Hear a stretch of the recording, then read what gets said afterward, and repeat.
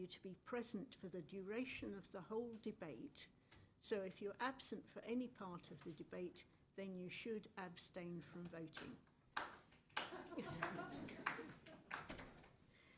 For clarity, voting is only permitted by members who are present in the room, and any member joining the meeting remotely is able to participate in the debate but are not able to vote.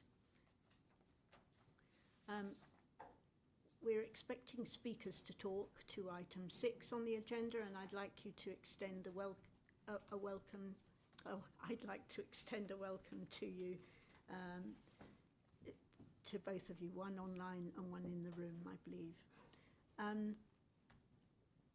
Clive, you're attending in person. I can see you're there. Hi.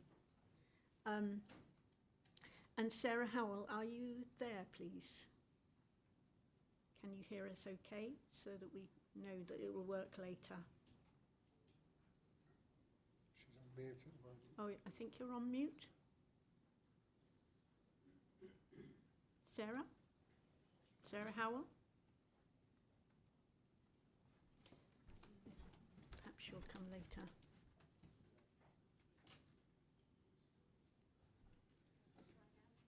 Sarah Howell?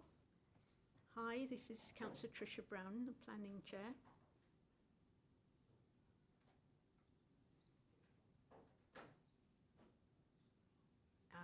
No answer. She's dropped off. She's dropped off. Right. We'll take that. We have that item second anyway, so we'll continue for now, I think.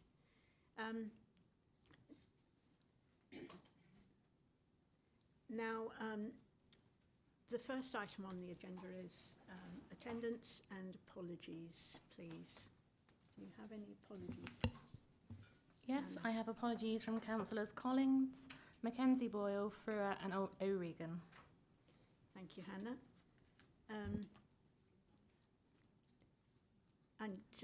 I can see members of the committee who are in attendance, and their names will be recorded in the minutes.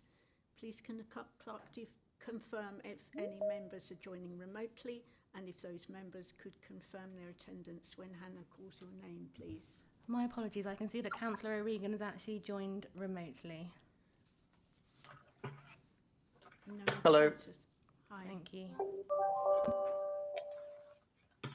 No other councillors remotely.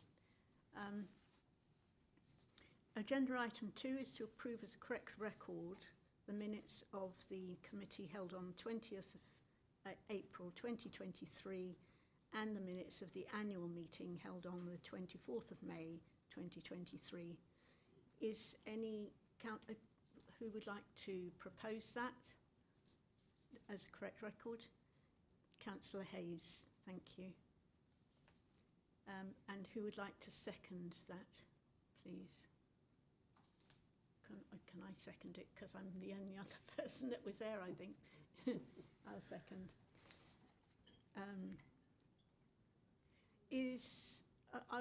Are the councillors happy with the accuracy of those minutes? You must have been there. Yep. Okay, no dissenting voices. As nobody has indicated they have any other issues to raise, then I therefore take those as agreed. Thank you.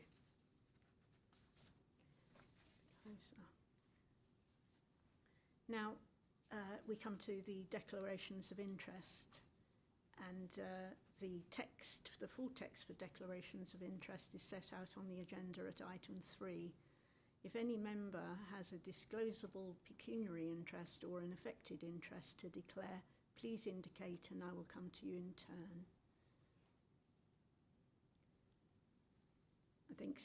I think Councillor O'Regan online has a disclosable pecuniary interest. Affected interest.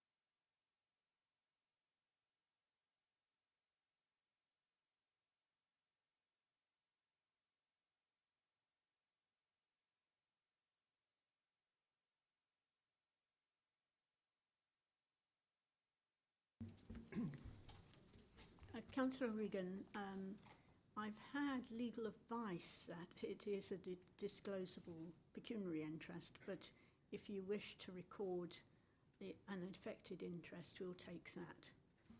It will be recorded in the minutes. Okay, thank you. Okay.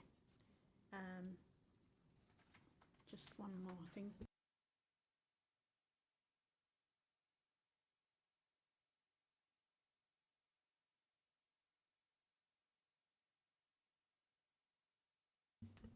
Okay, when we get to the second item, I believe you have to leave the meeting, but you can rejoin after that. Yeah, that's fine. That's cool. Thank you. So, any other declarations of interest? Chair, I have an interest in item 10. The applicant is a family member, so I will leave the meeting when you deal with item 10. Thank you very much. I think that's everybody. So, urgent items of business. Do we have any? No, none notified, Chair. Thank you, Hannah.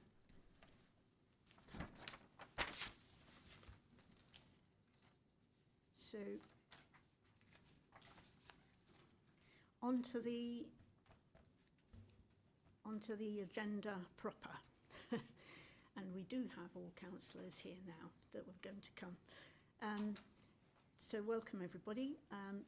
Agenda item 5 is to do with the land to the rear of the Oak Tree Nursery in Cox Lane, Warfield.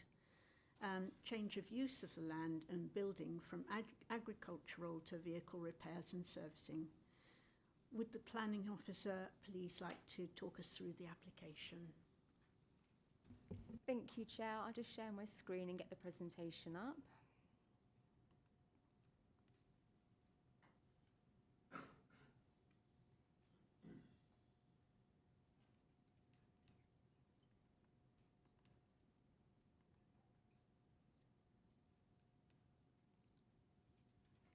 Okay, so good evening all. My name is Sarah Horwood. I'm the Principal Planning Officer. I will now talk through this application.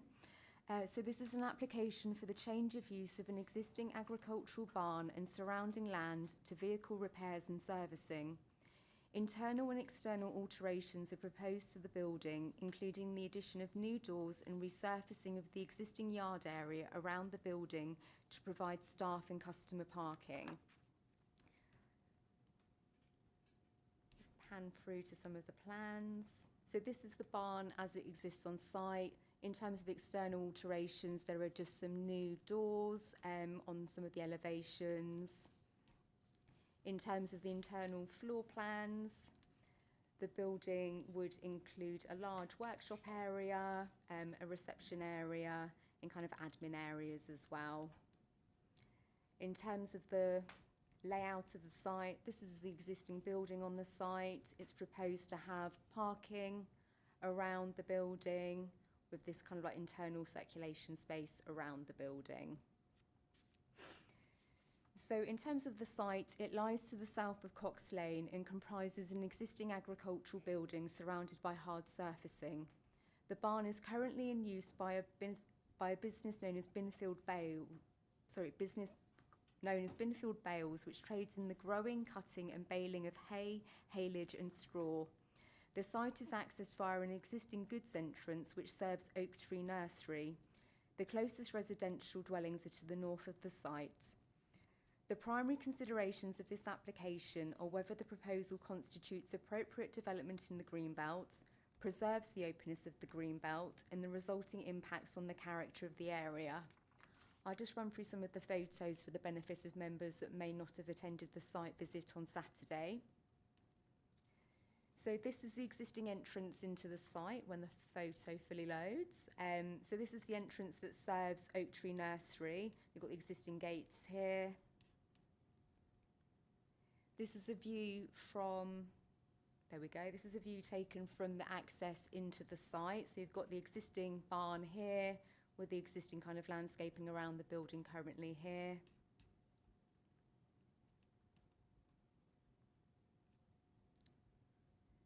This is a view of the barn from within the site with some of the yard area around the building.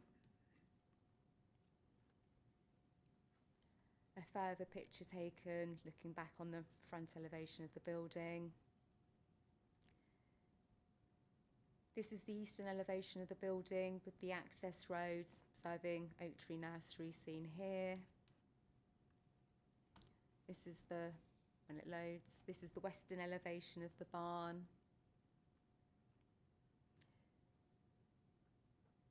And then this is another elevation of the barn with the kind of hard standing, hard surfacing area around the building.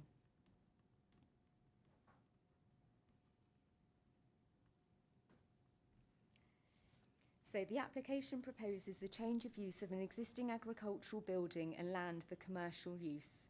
The National Planning Policy Framework, the NPPF, states that the reuse of buildings, provided that the buildings are of permanent and substantial construction, and changes in the use of land, such as changes of use for outdoor sport or recreation, can constitute appropriate development, provided that it preserves the openness of the greenbelt and does not conflict with the purposes of including land within it.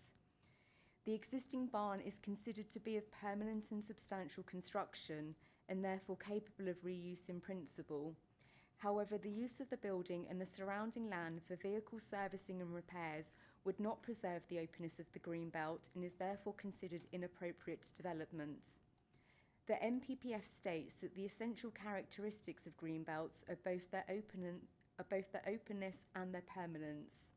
When assessing the impact of a proposal on the openness of the greenbelt, this can include visual and spatial impacts and the degree of activity associated with the proposal, including traffic generation. During the course of considering the application, officers have considered how the proposed use would operate when compared to the existing agricultural use of the site to assess whether the proposal would preserve the openness of the greenbelt. This is set out fully in paragraphs 9.29 to 9.46 of the committee reports.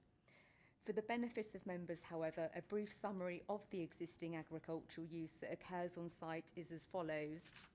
The site is used for the growing, cutting and baling of hay and haylage and the baling of straw, which is stored on the site.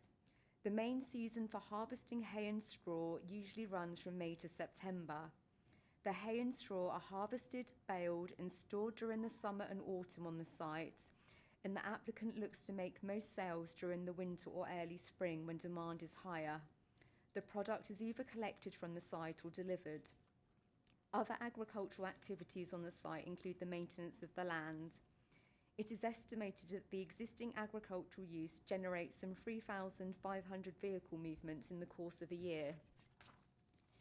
It is the view of officers that the proposed use for vehicle repairs and servicing would introduce an intensive commercial use at the site that would occur all year round. There would be a significant uplift in vehicle movements connected to the proposed use when compared to the existing agricultural operation, with a transport statement submitted with the application predicting that the use could result in 16,884 vehicle trips per year.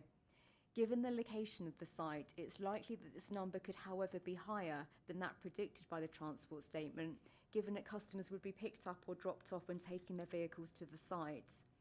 The proposed use would result in the formalised parking and storing of vehicles around the building, along with other commercial requirements such as the storage of parts, site lighting and signage.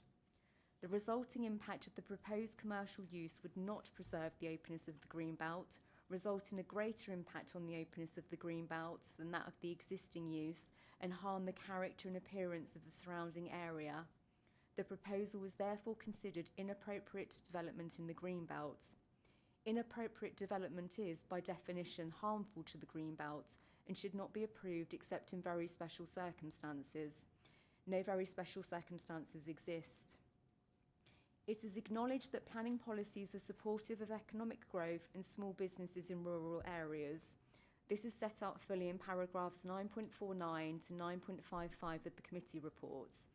This is, however, subject to caveats, including ensuring that proposals are sensitive to their surroundings. This proposal would result in an intensification of use when compared to the existing agricultural use and this is considered to result in harm to both the greenbelt and the visual amenities of the area. There is no compelling evidence to demonstrate that there is an essential need for this business to be located in the greenbelt. The proposed use could operate from any available location and still provide the same associated economic benefits. Whilst the proposal would support a small business and generate employment, this must be balanced against the resulting identified harm to the visual amenities and character of the area, including its greenbelt location. There are no objections to the application on the grounds of impact to the occupiers of neighbouring properties, highway safety or ecology. Notwithstanding this and the economic benefits amounting from the use, it is the view of officers that these considerations on balance do not outweigh the harm to the openness of the greenbelt and the character and appearance of the surrounding area due to the intensification of the proposed use when compared to the existing agricultural operation.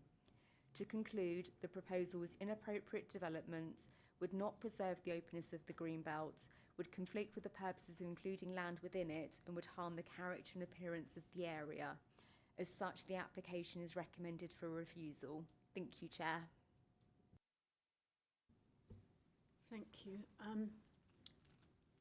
I need to open for questions, but I'd like to ask one or two first, please.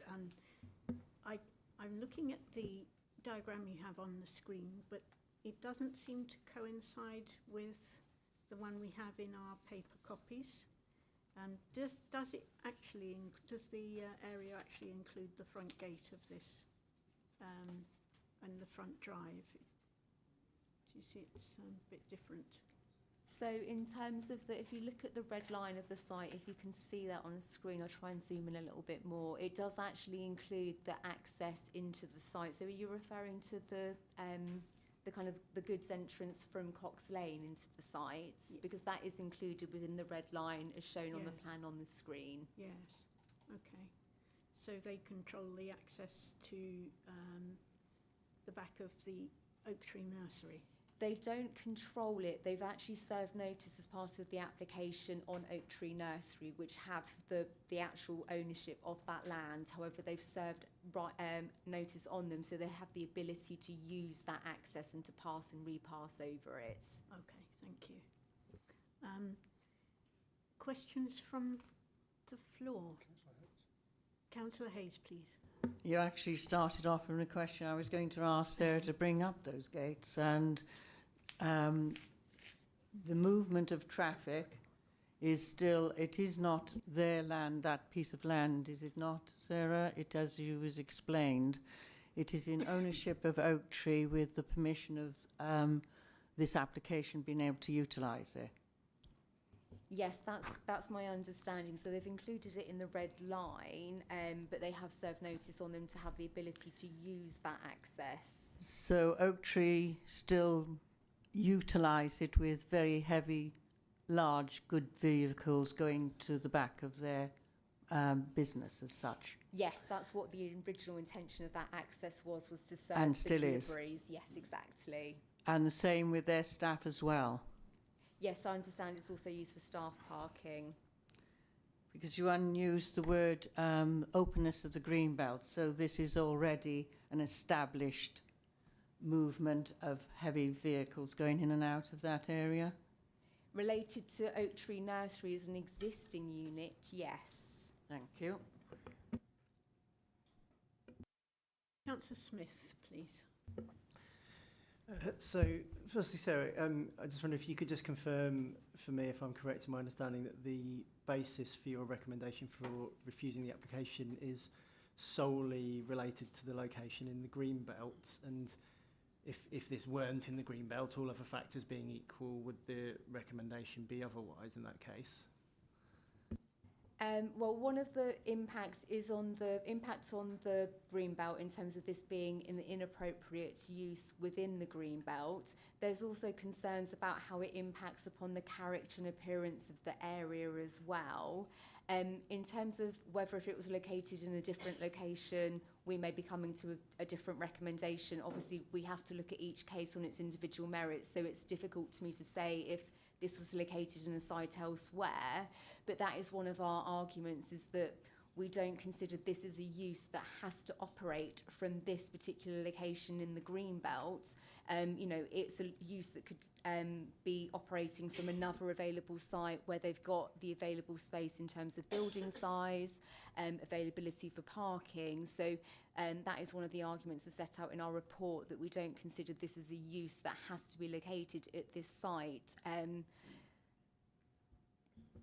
Okay, and in terms of the impact on the character of the area, could you just explain a little bit more the specific concerns you have in terms of how the proposals impact on the character? That didn't feel like that came through to me so clearly in your report. If you would be able to elaborate, please. Of course, yep. So in terms of it, it's all about this kind of intensification of activity when compared to the existing agricultural use that operates on the site. So at the moment, the barn is operated by for an agricultural business, which seems to be quite seasonal in terms of how it operates. I mean, obviously, barns and agricultural uses are commonplace in the countryside, which can include the green belts. In terms of this use, it's an intensive commercial use which would take place at this site. You'd have these kind of runs of parking spaces around the building with kind of like a formal arrangement of vehicles parked up in lines. The other sorts of associated requirements that would come with a business of this sort of nature, which could include things like site lighting, a requirement for advertisements to be placed on the building connected to, say, for example, the business, or where customers should be parking, where staff should be parking, etc.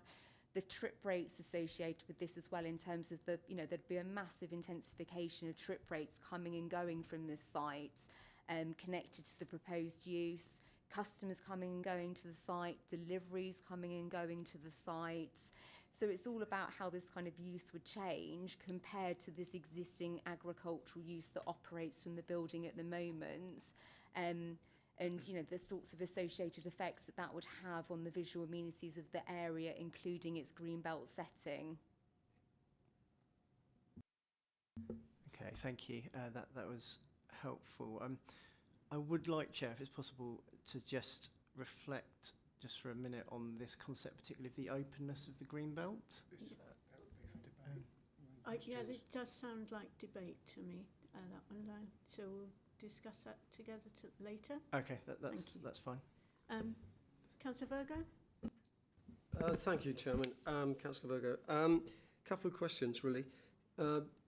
Would you agree, Sarah, that the road outside the A330 is extremely busy? It's not a small lane. My understanding is that it's an established A road.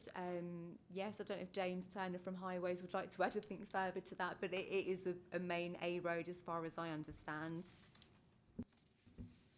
Does James want to? Through you, Chair, if you'd like me to answer that. Yes, please. James Turner, Highways. In relation to the main road, it is an A classification road, so that is the highest classification road we have through the borough.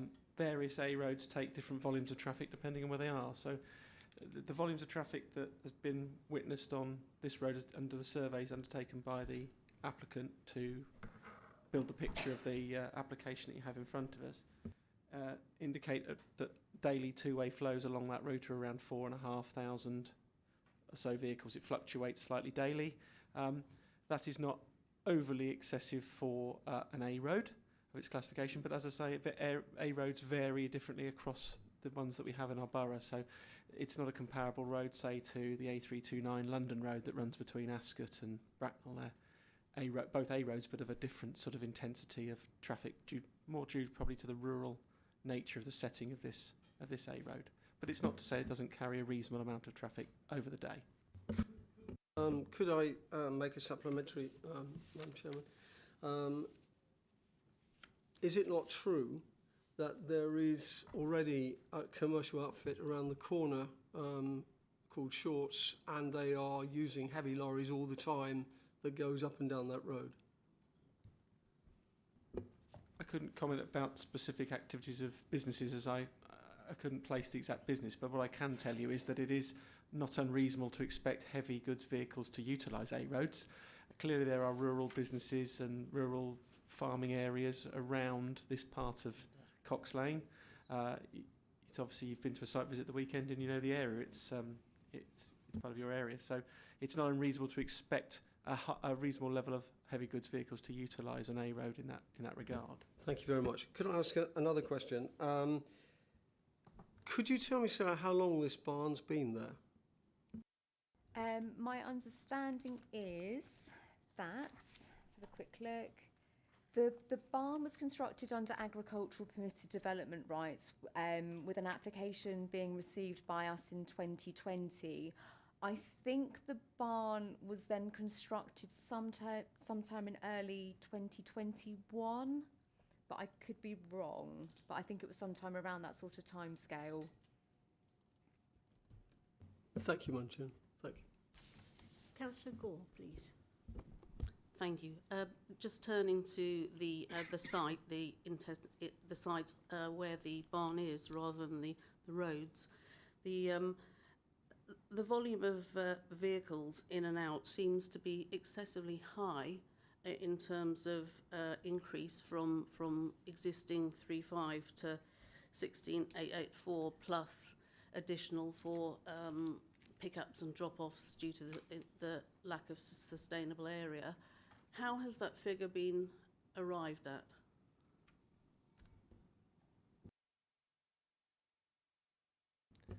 Through you, Chair, if that's okay. Thank you. Just for some clarity, if that's okay, Councillor, are you asking specifically around the figure related to the proposal, the traffic related to the proposal, or the existing use, or both? No, what I'm suggesting is that the application suggests the current use is around 3,500, and the proposal suggests that it will leap to 16,884 Yes, plus. The reason I asked that question is I think my planning officer may be able to answer the existing use. I believe it's referred to in the planning statement, so I might ask for some clarity from my colleague if that's okay on that one. On the other, I might be able to answer. Sorry about the confusion. Yes, so in terms of this figure derived of 3,500 in relation to the existing agricultural enterprise, that's information that was supplied to us by the planning agent on behalf of the applicant in terms of that figure. In terms of the movements that are predicted for this proposed use, the application is accompanied by a transport statement. So that was submitted as part of the application, and that's where this figure has been derived from in terms of the proposed use. And I think it's based on things like TRIX data, and I don't know, again, if James may want to step in at this stage, but yeah, the transport statement is what has derived that increase in the predicted use for the proposed vehicle movements. Anything? Would you like me to clarify for that, Chair, just to Yes, round the circle? That is correct. The TRIX database, which is a recognised database, I'm sure some of you have heard us refer to that before, who's been in committee previously. It is a recognised database of physical counts that have been undertaken for various facilities, in this case, vehicle repair. And that was utilised to derive trip rates, levels of trips, daily trips, which have been factored for the various time periods referred to by the case officer. Thank you. Moira. Yes, thank you. Just an additional question, just relating to the carbon dioxide output per car, and I understand it's 4 metric tonnes per year. How does the potential increase, equate with us trying to achieve a net zero target? Has anything been put in place to try to ameliorate this should the application be successful? It's not something that I'm aware of has been considered as part of the deliberation of this application. There's nothing kind of been put in with the planning statement by the applicant about, there's no sorts of EV charging points or anything like that on the site, and there's no sort of mitigation that they're proposing as part of it. Thank you. Very interesting question. Councillor Barnard. Thank you very much, Chair, and apologies for my late arrival. My question just follows on from that. Is there any additional consideration of the impact of those additional traffic movements on that road? I know we talk about an A road, but we know that just literally down from there's a fairly challenging intersection or is that just assumed that the impact is on that site, its locality? You see what I mean? Is there a broader highways impact that we need to be considering as well? Through you, Chair, I'll try and take that one for you. In relation to the increase, I know there's been commentary made around the intensification of use, which is a part of the planning consideration, but the estimated daily trips from the TRIX trip rates that I was just referring to earlier around how they derived the figures is around 67, I think, per day over the day. That might be slightly increased due to the comments you've heard around because of the nature of the position of the site, extra cars coming and picking and dropping off. But it won't that level of traffic increase of 67 plus a bit across the day onto that network doesn't give us rise for concern at local junctions. Obviously, I'm aware of local junctions and the roads in the area. We talked earlier about the level of flow along the A road of around 4,500. There's naturally, with major roads like A roads and B roads, there is a daily fluctuation anyway in levels. We probably all recognise Mondays and Fridays have lower traffic levels generally on roads these days. That's been around for a long time, but there is daily fluctuation on such major roads. So an element of those additional trips would also be covered in some of that daily fluctuation. But we're not concerned about junction capacity or safety. Thank you. Councillor Hayes. I'll come back to vehicle movements in a moment, but it was something else. Openness of the green belt, I kept hearing the word continually stated.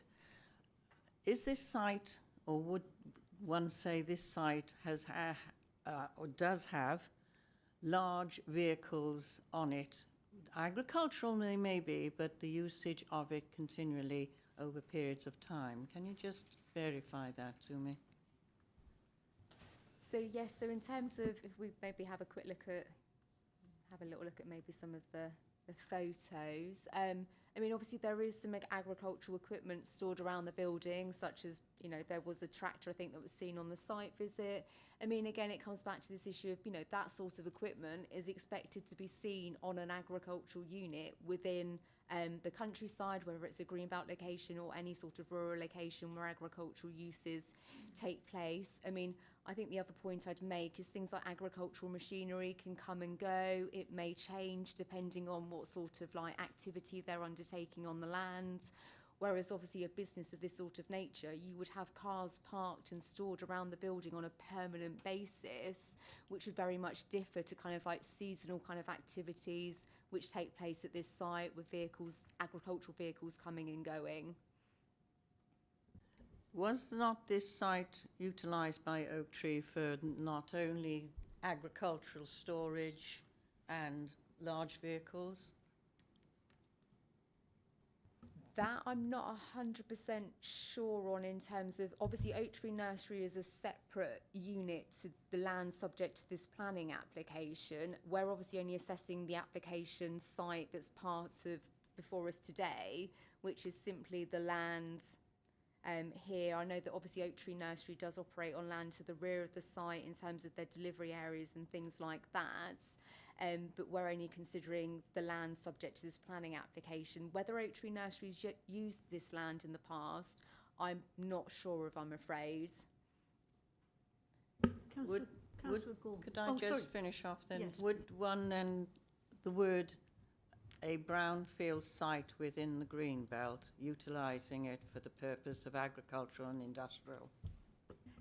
Just to correct on that point, an agricultural use isn't actually defined as previously developed land under the National Planning Policy Framework. So at the moment, it's an agricultural use that's being operated by the applicant as it stands, so it wouldn't actually be considered as previously developed land under the National Planning Policy Framework. It is an agricultural site as it stands.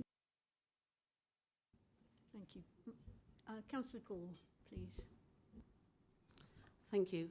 Just turning back to the intensification of the site, I read in the report, and I can't bring it to mind now where I read it, that the change of use would result in it being an industrialised operation, so not just limited to horse boxes and 4x4s.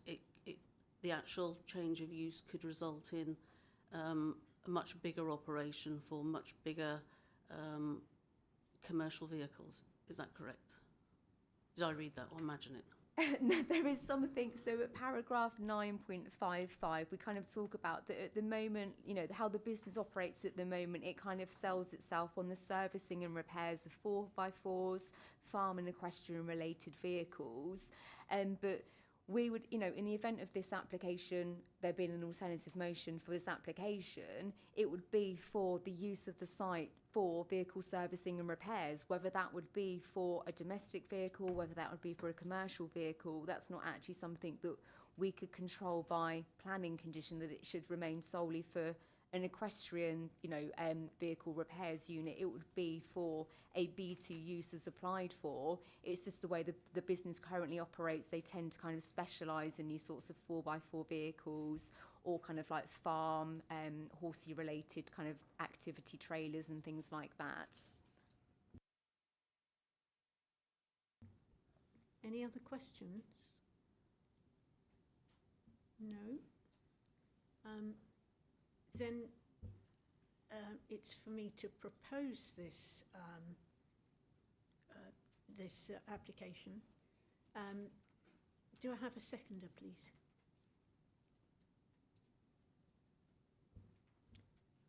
Nobody's seconding.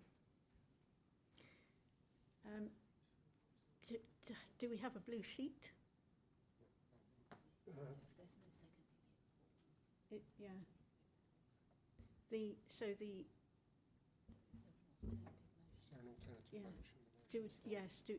The motion does then fall if we have nobody for it. So do we have an alternative motion, please? Councillor Smith. Oh, Councillor Smith. Yes, there's an alternative motion I've asked the planning officer to prepare for us to consider. I would like that to be considered. Okay. Can we have that put on the screen? Thank you. Thank you, Sarah.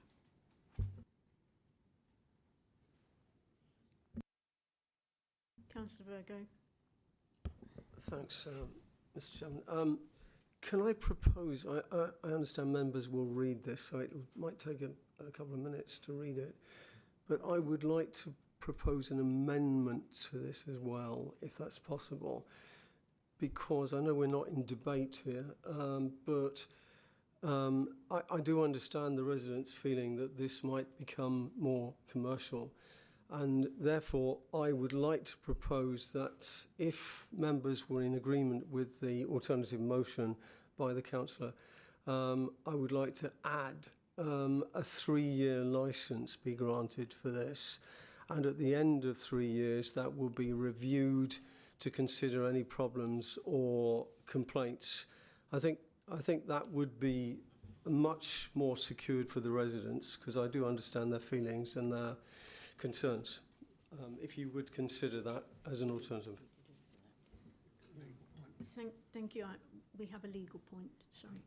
Chair, just to give some legal advice on this, if you are considering, there's no such thing as a licence in planning terms, you'll be looking at a temporary planning permission.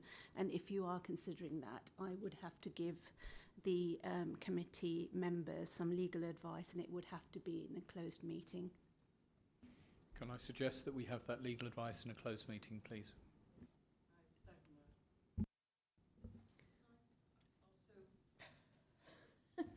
Did we not, just out of clarification, did we not do this as such business on the application like Lapland and that? I think that was a 3-year. The temporary, wasn't it? Yeah, that's advice I would appreciate. That wasn't Greenbelt land, and I don't know whether it actually was applied, a temporary permission was applied for. But in either situation, I need to give the committee some legal advice on what the position would be if you wanted to consider a temporary permission when it hasn't been applied for, and that would have to be in a closed meeting. So if we could move to a closed meeting. Just need to check that we can pause the stream. Okay.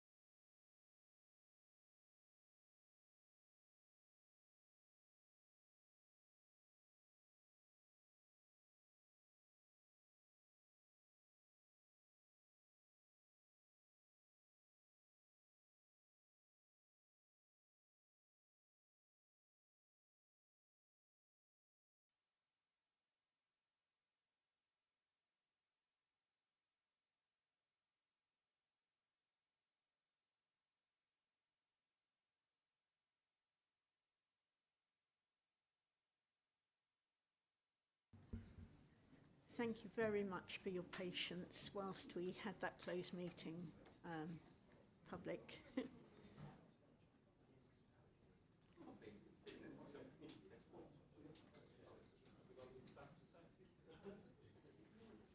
Yeah,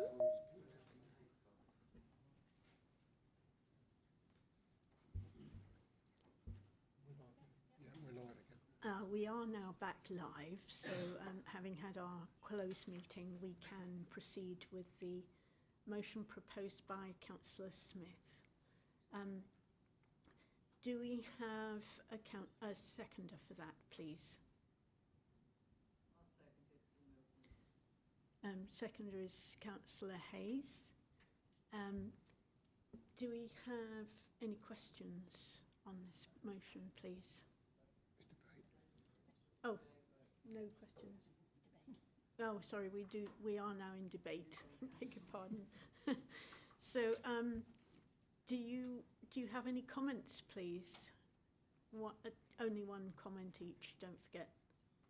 One speaker. Councillor Smith.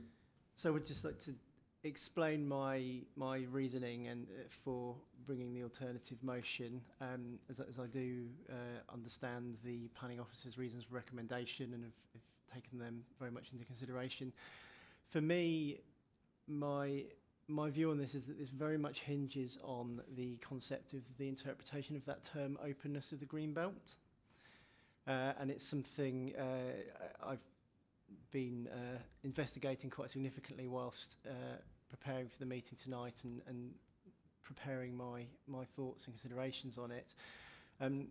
It is a recognised issue that the NPPF, although it uses this term openness, does not define it, and that particular matter has been the subject of a number of cases where applications have been taken to appeal on when they've been refused on that basis. And there's a few specifically I'd like to just bring to the committee's attention to consider. The first is the case of the Samuel Smith Old Brewery versus North Yorkshire County Council.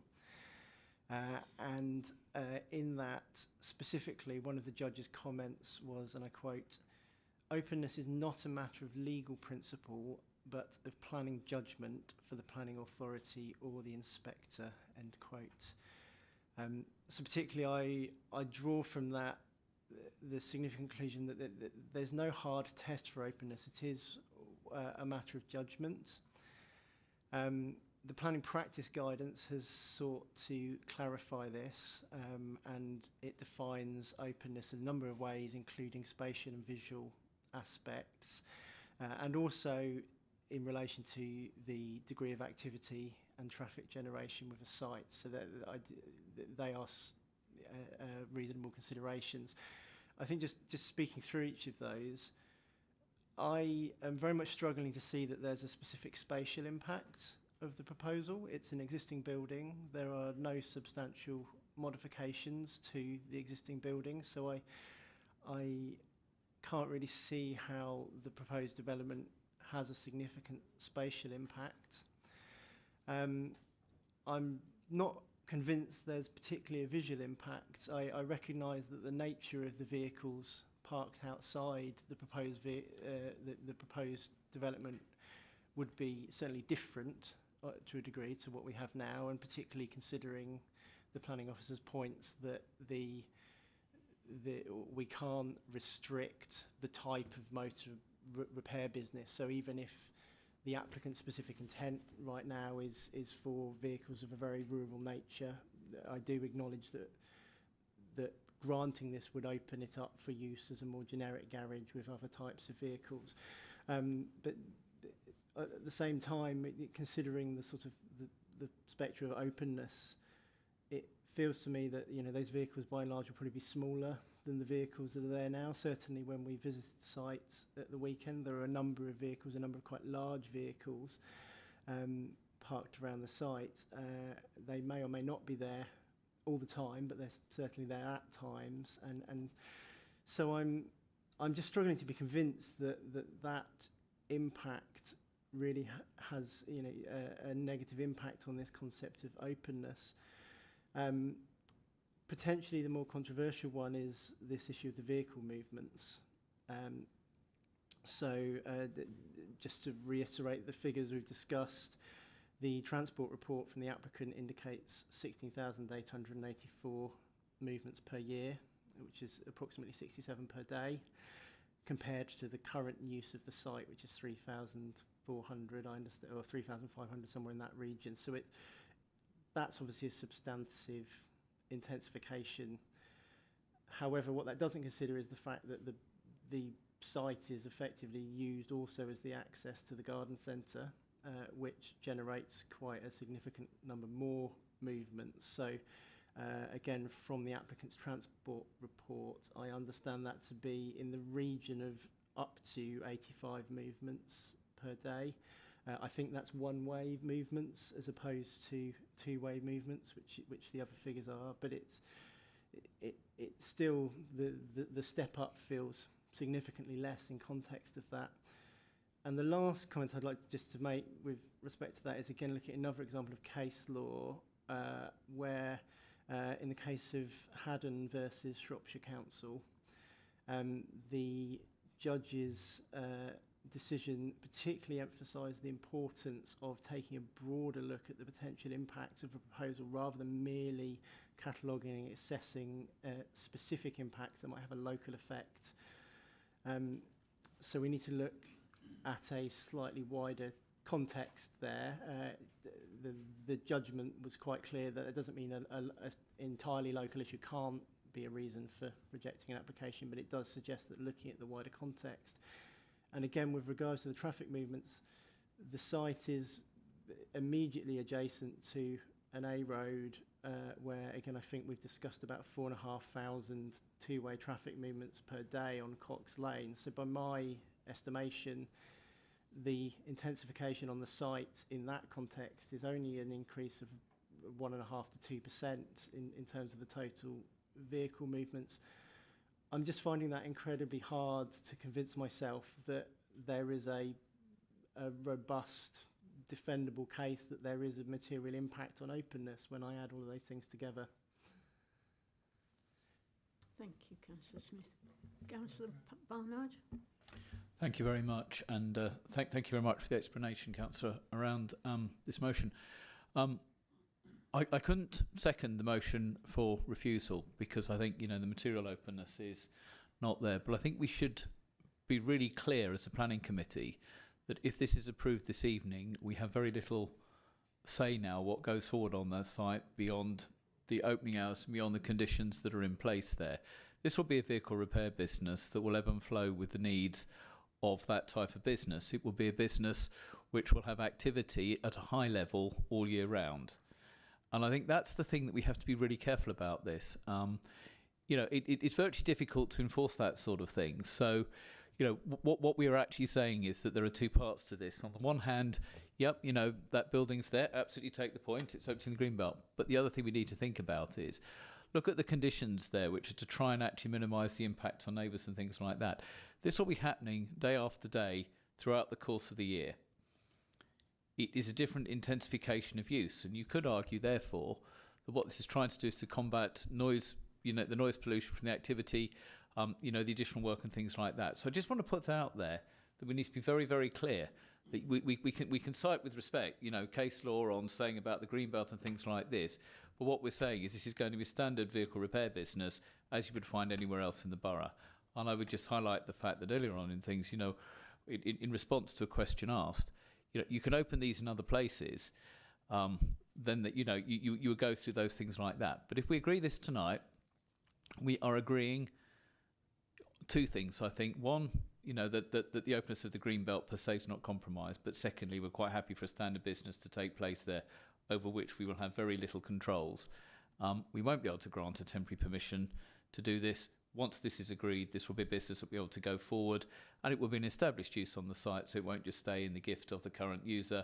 It could be passed on, other people could go on board as well. So I just want to put that out there, colleagues, that I think, we need to be really careful that this works at this stage, unless you've got conditions there. To what extent they're enforceable, I have concerns. Councillor Virgo, please. Thank you. I'd like to thank everyone for coming out to the site meeting, by the way, because I think it's really important for members to see these things, particularly on that particular one, but there's many others, because members will get a real view of the problem on site. I mean, Councillor Smith has eloquently put this, really. I can only say that as a business, it will not be an MOT type business, because that's not the business that these people do. It's about specific business in horse boxes and farm machinery and so on and so on. And the other thing I think members should think about is that it will be an appointment business. So you can't just turn up and there'll be queues half a mile down the road. It will be fitted into an appointment system. So that will minimise the amount of effort and vehicles coming in and out. There will be some disruption, I accept that, but I would say also that, you know, it is a facility to look after farms and the horse industry, which is very important in this part of the world. And we've got to have something to maintain that. Otherwise, if we don't, you can't just say no to everything. Otherwise, the country will slow down. So I feel, I'm not on this, I don't have a vote. But I would say to councillors that they have to balance this and listen to the arguments, and it's up to them what they decide in the end. Thank you very much, Mr. Chairman. Can I just make a comment before Councillor Smith takes it back? I do feel that this type of business here now is probably workable and a good thing, but we can't actually control what happens if that business fails. It will still be open for repairs of cars and all sorts, and we can't dictate the sort of vehicle that they take in there and their type of business. So that worries me somewhat. But hopefully the demand would be enough to keep the business going and to have a similar operator should this one not continue for some reason. I don't know. It's a very difficult one. Councillor Gore? Yes, thank you, Chair. I mean, I'd like to comment on the amount of conditions that have been put forward to support this second motion. And I would like to say on record that I hope that the applicant will do his very best to ensure that they are upheld in good faith. Thank you. Thank you, Councillor Gore. Anybody else wish to speak? And Councillor Smith to sum up. Thank you, Chair. I would just like to respond to Councillor Barnard's points, particularly with regards to the planning conditions and those with regards to noise. The councillors may not be aware this is my area of professional expertise, so it's a particular interest to me. I did review, the applicant submitted an acoustic report specifically with regards noise, which I did review personally at quite some length and also discussed with the EHO, which is what's led to a number of these conditions. Yeah, noise particularly is something which for local residents, and there are houses nearby on the opposite side of the A330, it could lead to significant long-term concerns, which is why I was very keen to ensure that we had suitable planning conditions. I need to be clear, the report prepared by the applicant's consultant indicated that there would not be a significant noise impact and that the noise impact in relation to what they're proposing would be compliant with Bracknell Forest's existing policies and the local plan. My specific concern around that was looking at the report. I was worried that some of the assumptions made in the report could be a little bit generous, and therefore, whilst I didn't feel that that report was a strong reason to want to refuse the application, I do feel it's important that we have conditions on the proposal which ensure that the applicant does stick to the noise levels that that report indicates that they would produce. So that's the reasoning behind that. Specifically, the condition around closing doors, which was proposed by the EHO further to our discussions. The particulars of that are only when there are specific noise generating activities. So the implication is not that doors would need to be closed at all times, which I agree would quite likely be impractical. There are also conditions there ensuring that the actual maintenance activities on vehicles take place inside the unit and not outside. I believe that that's actually something that the applicant has committed to in their planning report. So we are simply conditioning what they have already indicated and committed to there. We're not asking them for anything more onerous than that. Yeah, I think that's all I have to say on that. Thank you, Chair. Okay, thank you. So we proceed to the vote. All those in favour of this new motion, please show. How many? One.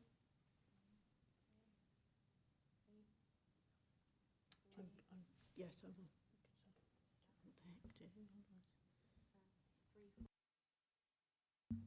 How many against, please? Please show clearly. 1, 2, 3.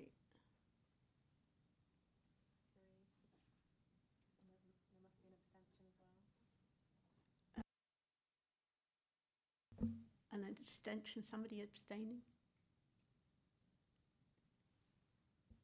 Did you count?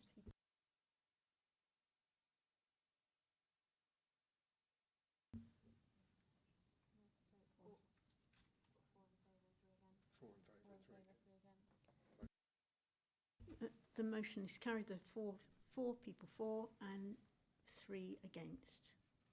So that's carried. Thank you. Right. Moving on to the next item. Thank you. Oh.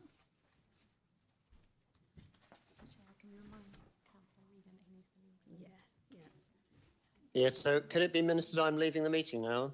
Thank you, Councillor O'Regan. Yeah, we'll let you. Oh, can we? If you can drop me an email when I can return to the meeting. I can confirm. I'll drop you an email when you can come back in. Thank you very much. See you later.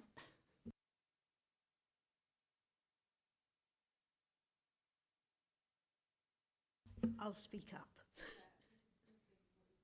Oh, sorry. Oh, and I'll have to bring this closer. Is that better? Good. Sorry about that.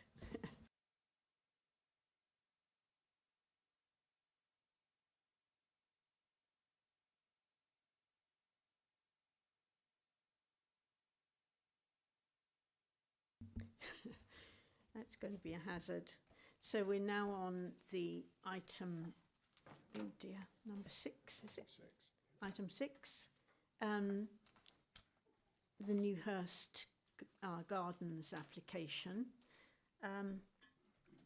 Could we have a report from the officer, please? Hello, Chair. Oh, thank you. I'll just share my screen.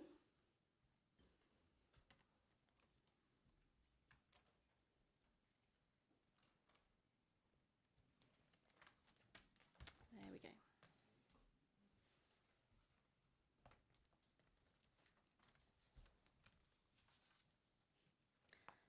This application is made under Section 73 of the Town and Country Planning Act 1990 and seeks to amend conditions attached to planning application 16/01004/outline, which was approved at appeal.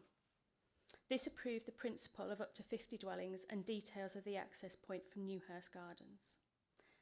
Application 21/00244 REM was subsequently submitted as the Reserve Matters application and approved last year, which included the provision of open space, on-surface swales and SUDS features, and 13 or 26% affordable housing units. A Section 73 application enables conditions on an application to be amended or removed.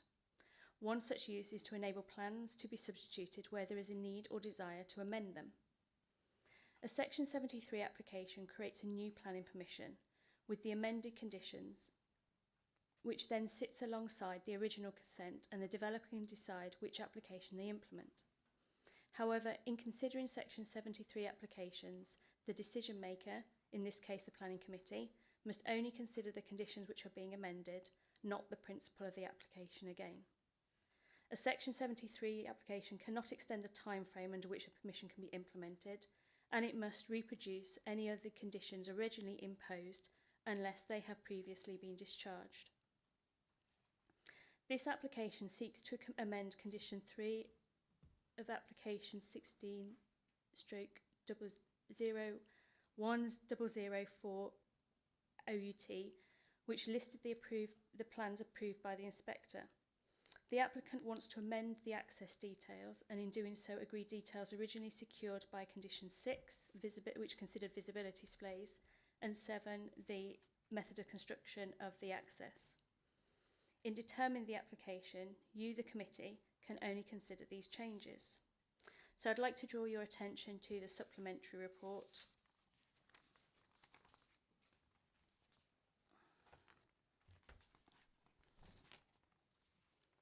And the additional comments that have been received. In addition, there is a plan removed from Condition 3, which was the last plan, which was Plan SCP/16275/SK05, which was a proposed pedestrian arrangement at the junction Newhurst Garden, Warfield Street. As this plan was not included on the outline decision notice, it is actually included within the Section 106 agreement, which secures it. There is also a change to Condition 5 to ensure that the access road and associated footways and margins will be constructed first prior to the commencement of development within the rest of the site, to ensure that the trees are protected and the RPA is protected. There has also been a late representation received, which I'll verbally report. This reiterates previous points raised, and so in summary, the application is contrary to what was approved by the inspector. Concerns about highway safety, that the scheme is not compliant with highway legislation, inadequate visibility displays, and the works of the TPO trees.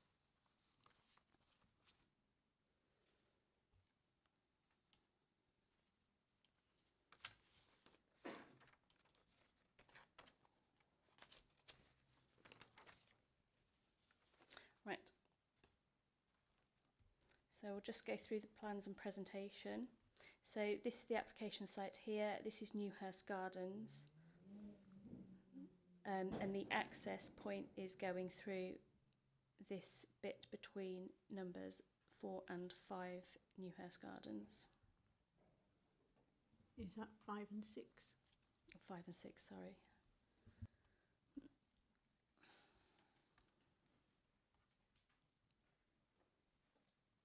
So here we have the proposed drawings.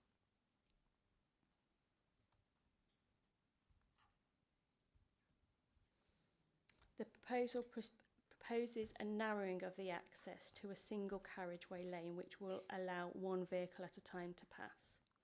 So vehicle priority will be given to vehicles coming from Newhurst Gardens to the north and entering the proposed development site from the south. Vehicles exiting the development site from the north will have to wait at this point here. There will be signs as shown on the plans located here and here, dictating, allowing drivers to know which side has priority. The visibility displays are included so that the drivers have clear sight of approaching vehicles, so there's intervisibility between the two vehicles, and visibility has also been considered to the existing accesses for the driveways of the existing properties on Newhurst Gardens. Number 6, Newhurst Gardens here, and number 5 here. The trees we'll come on to discuss. There's 2 oak trees that flank the access point. Oak tree, they're both oak trees, slightly different varieties, I understand. And there is proposed footway as well. So pedestrians exiting the site, footway on the eastern side of the proposed access. Come down here, crossing point with tactile paving is proposed. They'd cross over and continue their journey south onto Newhurst Gardens. The footpath on Newhurst Gardens finishes short, but it would be continued to meet up, and there'd be another tactile crossing place located here to enable pedestrians, if they so wished, to cross over onto the other side of the road if they needed to. If their desired footfall was going down the eastern side of Newhurst Gardens, otherwise they could continue down the western side of Newhurst Gardens.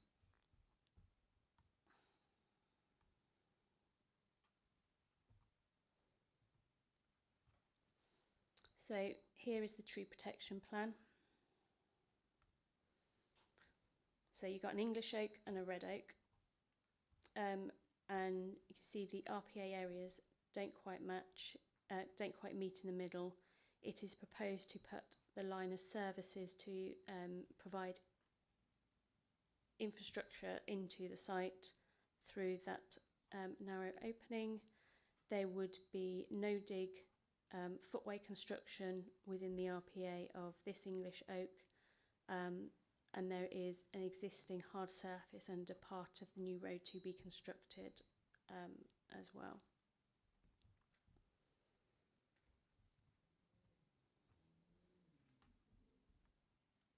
So we move on to photographs from the site. Oop, zoomed out too far. So this is Newhurst Gardens looking up towards the proposal. So this is where the access would come off the turning head currently on Newhurst Gardens. This is where the new footpath would be constructed. Again, a little bit closer in.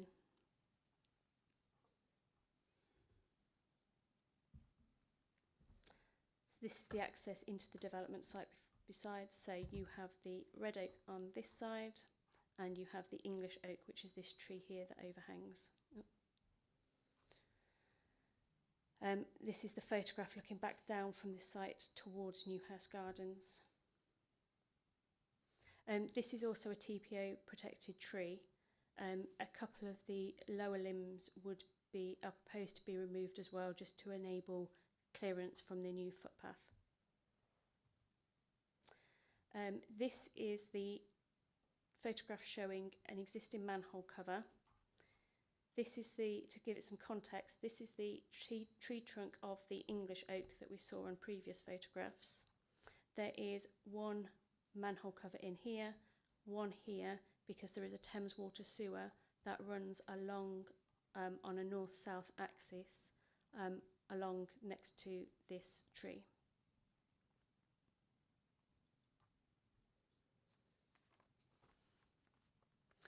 The main issues to be considered are the impact on highway safety, specifically related to the proposed access, and the impact of the proposal on the trees either side.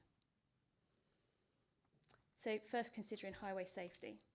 The proposed access would result in a narrowing of the carriageway to 3.7 metres on a raised table for traffic calming and speed reduction over a short length of approximately 25 metres.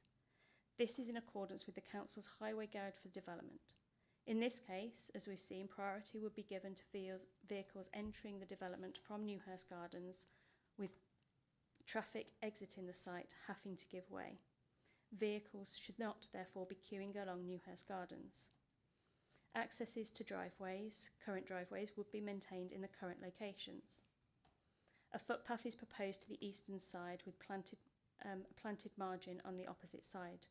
Crossing points are proposed south of the raised table, and has committed to providing a footway in the highway verge to the north-western end of Newhurst Gardens, which we've seen on the plan. There are other similar examples of there are other examples of similar arrangements within the borough. For example, off Foxley Lane, Binfield, and Seymour Drive off the London Road, Ascot, which have this narrowing for various reasons. And in fact, they are all across the country. I actually have one on the entrance to the estate on which I live. Such narrowings are used to mitigate the impact upon trees or to reduce car speeds. The proposal has been subject to a road safety audit, which is a process to identify potential safety issues and not count vehicle movements. These issues are then assessed for risks, so the likelihood of it happening, and mitigated where required. So, for example, the audit in this case, if I go up to the plan,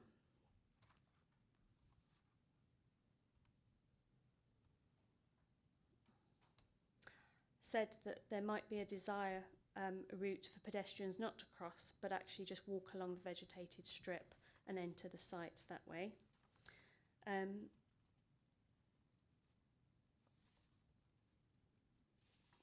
So we have conditioned that the vegetation strip will be planted with shrubs to discourage this. So it is therefore mitigated against, and it removes part of that risk to pedestrians. So visibility displays have also been considered. Intervisibility between vehicles entering and exiting the site is compliant with the Manual for Streets guidance. In addition, visibility for vehicles exiting the existing properties on Newhurst Gardens has been considered. It is noted that objections have been received on the grounds that pedestrians rating to cross the road would block intervisibility between these vehicles reversing from driveways and ones exiting or entering the site. However, this is an unlikely event and would, at worst case scenario, delay departure from the driveway for a few seconds while the pedestrian crosses the road and exited the visibility displays. Having interrogated the plans, the Highway Authority have no objection to the proposal on highway safety grounds. As we've seen on the photographs and plans, there are trees flanking the proposed access which are protected by tree preservation orders. Both are oak trees, one in the garden at number 5 Newhurst Gardens and the other in the garden number 4. There is a Thames water sewer which runs north to south along the eastern side of the access way, with inspection chambers located within the RPA on the western side of the tree in the garden number 6 Newhurst Gardens. And trial pits, as shown on paragraph 9.24 of the officer's report, have been carefully excavated to establish the extent of the roots in the direction of the access from this tree. And as a result of finding no significant roots and other considerations taken into account, the location of the sewer and the garage in the garden at number 6, the RPA has been modified. So trees will seek water and nutrients where they can, and they're growing dynamic things that will modify their behaviour depending on the circumstances and the constraints around them. In this case, because this tree has a sewer blocking routes this way, the likelihood is roots will go into the site where there's space and water coming down. So the RPA has been reduced on this side and elongated slightly on this side to account for that. So the trial pits also found remains of the hard surface tract which historically served the site. The methodology to construct the road's way proposes to excavate and carefully remove this access track but leave the soil beneath it undisturbed. The new carriageway will be constructed on top of this, and this is one of the reasons for the raised platform through this area. The Tree Service has carefully considered the submitted information and has concluded that all reasonable steps have been undertaken to minimise the impact on the trees. So in conclusion, this Section 73 application should only be assessed against the changes being proposed, i.e. the changes to the access, so highway safety and impact upon the trees. The application is being scrutinised by officers and the applicant has had to put in additional information to ensure that the proposal meets the requirements of the Highways Authority and Tree Service. Whilst the proposal differs from that approved at appeal, the inspector considered the plans which were put in front of him at the time. There are no restrictions that state that the applicant cannot submit an alternative scheme. In fact, it's not uncommon for schemes to be amended through a Section 73 application once detailed drawings have been produced. It is for the committee to consider the scheme on its merits in accordance with the adopted local plan and national guidance. There are no objections from Highway Authority or the Tree Service. As such, the proposal is considered to comply with policies CS1, CS7 and CS23 of the Core Strategy GPD and policies EN1, EN20 of the Bracknell Forest Borough Local Plan.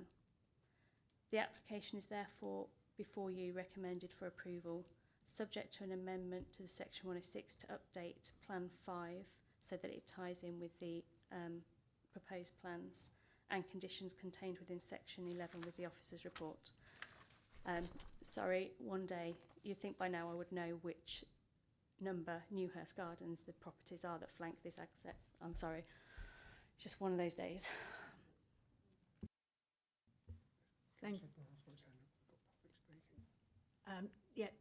We do have public speakers before we can allow questions, okay?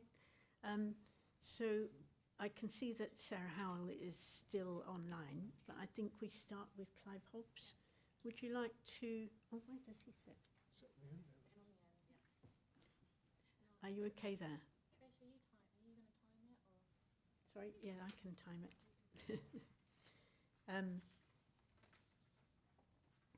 You have 3 minutes to speak. If to speak, just press the big long button on there, and I will tell you when to start. At 2 minutes 40 seconds, you will have a 20-second warning, and when you can carry on speaking, and then at 3 minutes, there should be a little alarm to tell you to stop. I'm hoping that my phone won't ring in the meantime. Okay, are you ready? I am. Lovely. Thank you.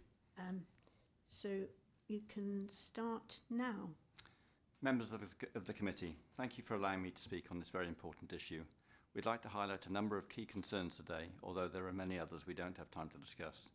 Firstly, this Section 73 has not been passed by the appeal inspector. He approved a 5.5 metre, 2-lane carriageway and a continuous single pavement. The responsibility for the decision on this Section 73 application lies in your hands. The 25 metre long single-lane carriageway is the only way in or out of the development site. There is no other access available, even on a temporary basis, for emergency or other vehicles, or pedestrians to enter or exit the site. Do you think this is a suitable and safe idea? First slide, thank you. The case officer has alerted you to the utilities running under the single-lane carriageway and a solution for emergency vehicles driving on the pavement when works have to be done on those utilities. What is noticeably missing from the applicant's access plans and the case officer's report is that the existing foul and surface water sewers run approximately in the middle of the single-lane access. When maintenance or emergency work on these sewer pipes has to be done, it will not be possible to get vehicles around either side of the works. The road will be blocked to everyone. How can that be safe for residents? Next slide, please. The case officer's report makes no mention at all of the safety issue reported by the applicant's own road safety audit by Beth Newis and Associates. The safety auditors had serious concerns for the safety of pedestrians and mobility scooters with the proposed design. Do the applicant and planning officers have no concern for public safety? What is the point of having a public consultation if you are just going to ignore the people you are consulting with? Next slide, please. Then on the matter of the inadequate visibility displays or sight lines at the junction of Newhurst Gardens and Warfield Street. The government guidelines that Bracknell subscribe to say that based on recorded traffic speeds, they should be at least 60 metres long. The applicant has demonstrated they are only 43 metres long, 17 metres short. How can this possibly be safe? The Highways report explaining the officer's reasoning has not been published, so how can you make a judgment? Next slide, please. Has sufficient consideration been given to the construction of the access with cell web, including the required 1 in 3 runoff slope and rainwater drainage, in order to avoid undermining the English oak with a TPO and the garage of number 6 Newhurst Gardens? The drawings don't show the required rainwater drainage at the bottom of the runoff slope. Does the applicant control the land needed to construct this runoff slope and the required cut-off drain? We know that the applicant does not. So if after the information I've presented you with, you have the slightest uncertainty that this is a suitable and safe application, then I urge you to defer your decision until you've had an opportunity to make a site visit, and so that you can fully understand the fact of this complex development that has been ongoing for some 8 years. The safety of BFC residents is in your hands. Thank you.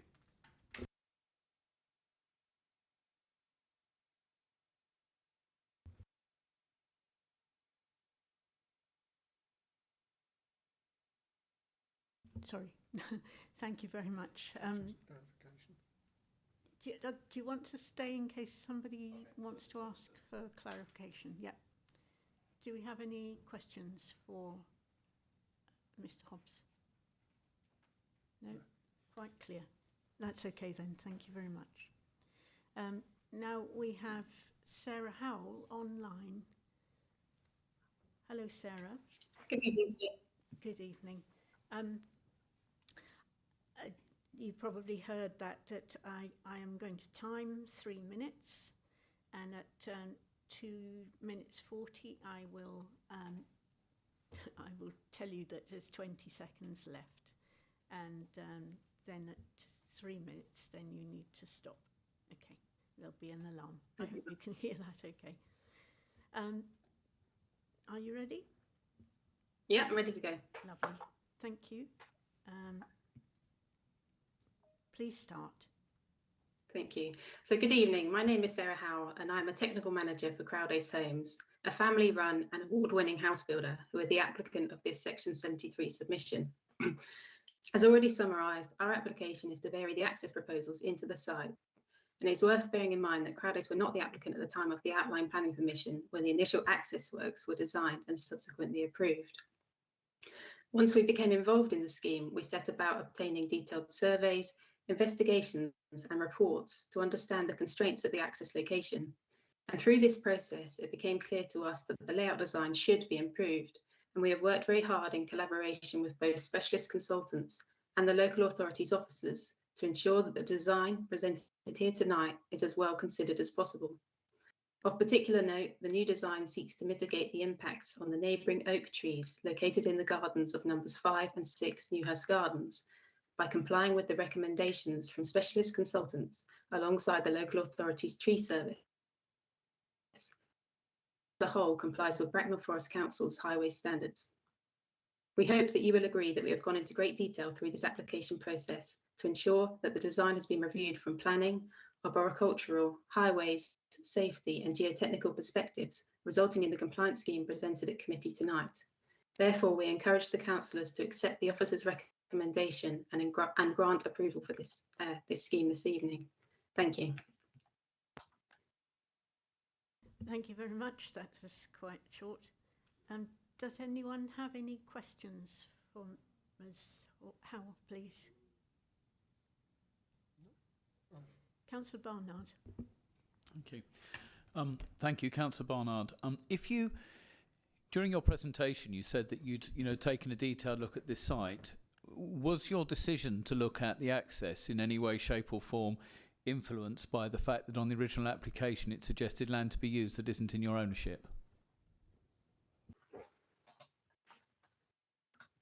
So the scheme presented here tonight, you'll see on the plans, there's a red line boundary which indicates our ownership alongside, I think it's a blue outline which shows land controlled by Bracknell Forest highways. And so our scheme tonight presented shows that all land required to build the access is in our control, and alongside a section 278 application that we've would need to submit alongside the scheme in order to implement the footways and items within the public highway that Sarah Fryer discussed earlier. Thank you. I'm not actually sure that answered the question, but I'll leave it there because I actually asked if changes were to extent inspired by the fact that the original submitted plan that was considered an appeal included land in the access that isn't in the ownership of the applicant. That's a very different question to the one that you answered. So I wonder if you could give me any insight to that, please. I think that'd be something I'd have to refer to the acquisitions team. So, yeah, as I can say, the information tonight is that the red line boundary has been shown on the plans, and therefore it is my belief that we control the land required to implement this access design. It would seemed that Crowd Ace wanted to use the land that is in their control. Are there any other questions for Ms Howell, please?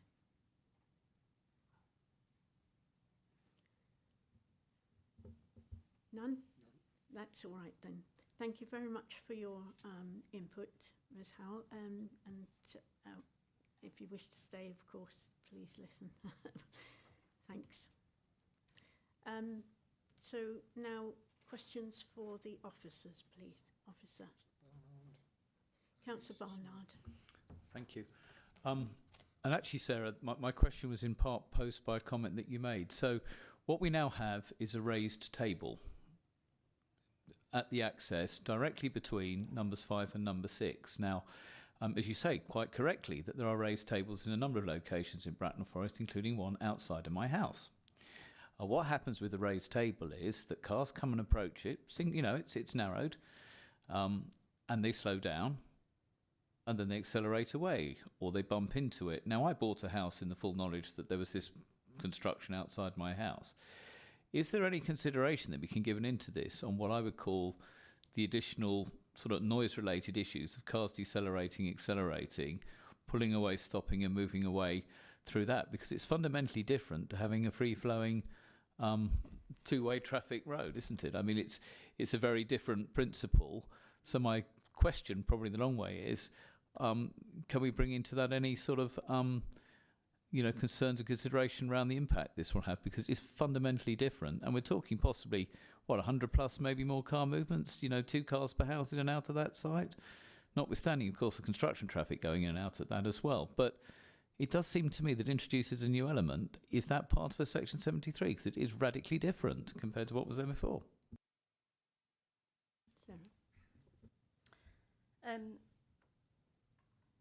I think noise from vehicles is very much down to how a driver approaches and drives their vehicle and the type of vehicle. I do take your point that vehicles will slow down and then accelerate, but going into a residential estate where the speed limit is 30 miles an hour, they should not be accelerating heavily at any one time. These are common features, and I've not yet heard that a noise report or survey has been done to accommodate them. I'm not sure whether our highways officers, colleagues have known of any noise reports done to accommodate these kind of raised tables. I'm not aware of any specific reports through you, Chair. No noise reports. Councillor Barnard. So let me be clear, so no consideration has been given. Can I just also say that, yes, if it's a 20 or 30 mile limit in and out of that, on a normal 2-lane road, you wouldn't expect cars to have to accelerate, decelerate with any degree. But let me be clear, I live outside one of these. Cars come to a stop, they're not all electric cars yet. They slow down and then they accelerate, and you have that noise.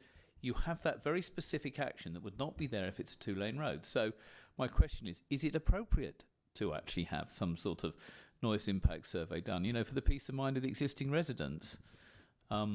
Because I think it is of considerable importance. I think if councillors feel that they want a noise impact survey done, that is something that we can certainly look into. It's not something we have considered in this application or in any other application for raised tables, traffic calming measures that we've had across the borough in the past. So it would be an exception in this case. Cars stop to have to overtake parked vehicles in residential streets all the time.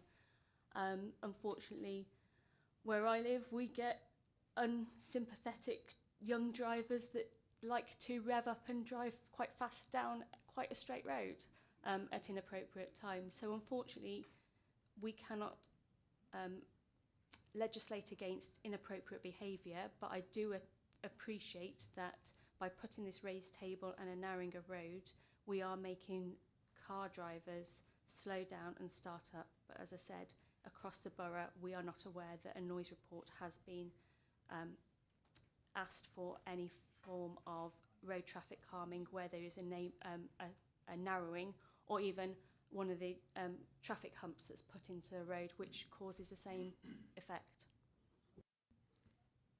Do you want to say something? Max Baker, Assistant Director Planning. I mean, I was just going to reiterate what Sarah said. It's certainly not something we have sought on other schemes where similar arrangements have been imposed.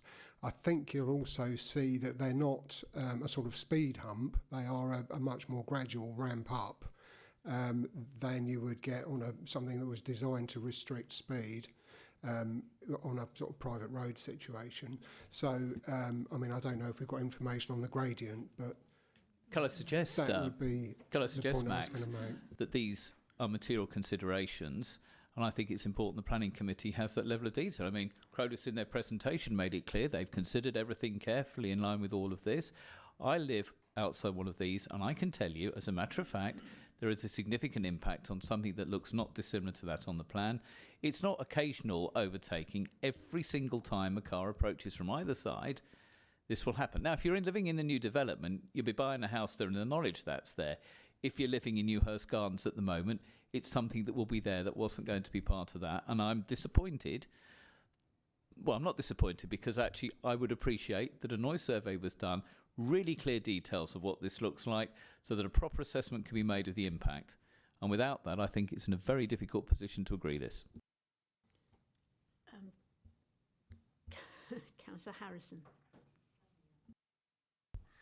Thank you, Chair.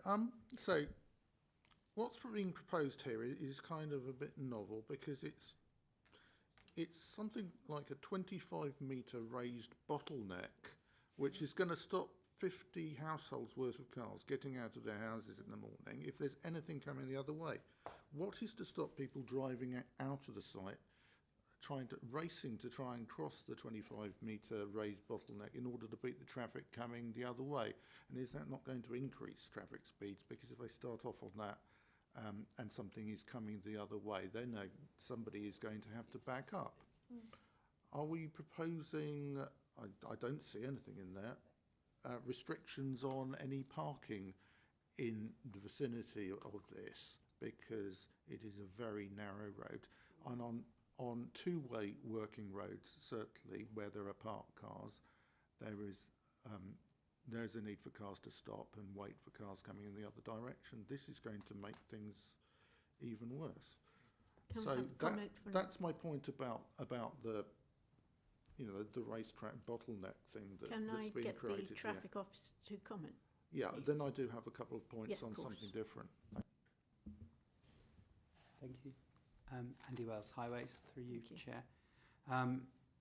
The predicted level of traffic from a development of 50 houses has been predicted through the transport submissions and also using trip rates that are compatible with Bratton Forest Council's transport model, which predicts a two-way traffic flow in the morning peak hour of less than one vehicle every 2 minutes. So the chance of there being lots of vehicles queued up waiting for another vehicle to come in is extremely low. Also in the morning peak hour referred to, Councillor, the general flow of traffic is out of a residential area and not into it, and therefore the impact of having to wait for a vehicle arriving into the development is likely to be relatively limited in terms of the number of or proportion of vehicles entering versus leaving the development at that time. I don't consider the proposal to be novel in that respect. Sarah referred to in her presentation of two other examples within the borough. I drove through a further one within Crownwood only this evening on my way back here. So there are a lot of examples of a similar nature with a one-way working operation in much busier situations than this across the borough and across the country as a whole, which operates satisfactorily without any issues. Thank you.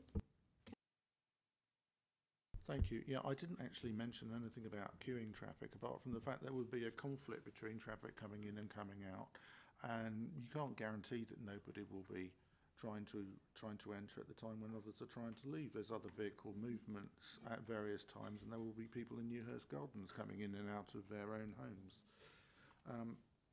Second area I'd like to question is around the TPO trees and the approach to this no dig zone that's going to happen, and around something I think called Selweb, which is meant to be being used to build a footpath construction. Is this cell stuff the same tree protection method that was turned down by our officers as a means to protect the roots of TPO trees in consideration of the Fines Bailiwick conversion that was proposed in 2021? Because I do recall officers were very strongly against the use of this sort of substance in that particular application. I'm not aware of the case that you talk about. This would have been useful if you wanted an answer to that question, proposing the question to me prior to this meeting, so I could have had the answer ready for you. Selweb is currently used on unadopted or footpaths in the vicinity of trees within the root protection areas. I understand that basically it is laid on top of the ground and provides a stable base and it spreads the pressure of either people walking on the top, so the ground underneath it doesn't get compacted. And I am aware, dealing with other applications across the borough, that it is used regularly. It's not used on highways that are adopted by the local authority. It can be used on footways, but not where the vehicles travel over. So it might well have been on the case that you cited that was to be used on an adopted highway rather than just a footpath, as in this instance. Councillor Harrison, yeah. Well, got it. Well, I can see that, you know, it might be a useful thing next to a proper highway to protect roots of trees from pedestrians. In this particular case, we're proposing an incredibly narrow highway that won't allow vehicles to pass.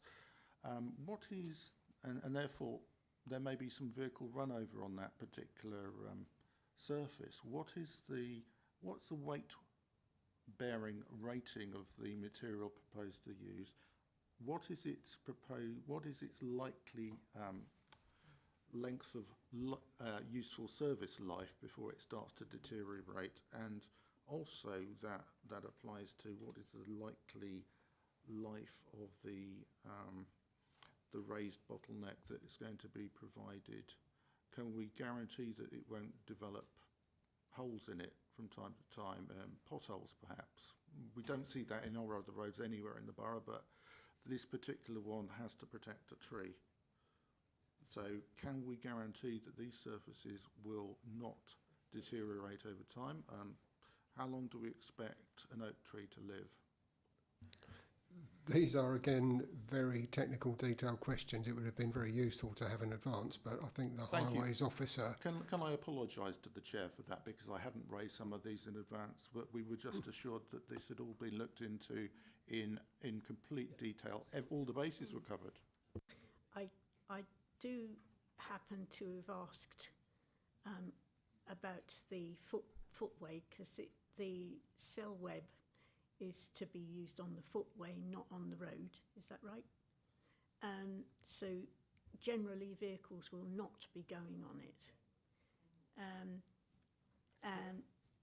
And I looked up about Selweb because I was very interested, and there is a document as part of the documents online, and you can choose the weight of vehicle that you want it to support and protect. So I wanted to ask that we made sure that it was sufficient for the purposes that we have. The other question I had actually about it was about how long it will last. So that's another one. I think the highways officer might have a comment. Yes, highways officer. Andy Wells, Highways through you, Chair. Thank you for that clarification on the Selweb. That's useful for the committee.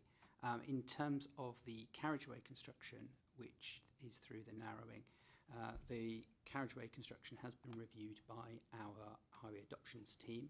this narrowing isn't proposed to be adopted. It is proposed to remain private, but the Section 106 agreement that accompanies the original outline requires the roads on the development to be to adoptable standards, and hence this proposal has been reviewed by our highway adoptions team, and they have confirmed it does meet our adoptable standards in terms of construction, and therefore the longevity of that is within that criteria.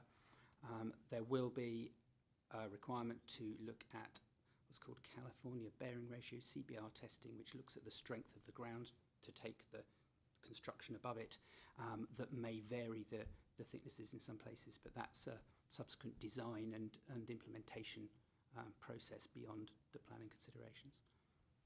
So can we actually tell them how, what version of cell web we need on there and make sure it is that, and we can guarantee that it's going to last for however long?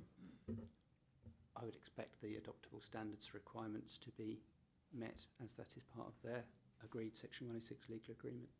Right. Councillor Harrison. Thank you. Yeah, this has come at fairly short notice to committee, so forgive me if I didn't have all of these details. The fact that it is not intended to be an adopted road means that somebody's got to look after it. So what should the committee be minded to approve this? And I would urge them not to, but should they be minded to approve this? Can we be guaranteed, can we have a condition attached that there is in perpetuity that the maintenance of this is protected, that it is funded by the development, by the householders that live in the new dwellings, or however it is done? Because I think that's something we can't let slip. Is this possible, please?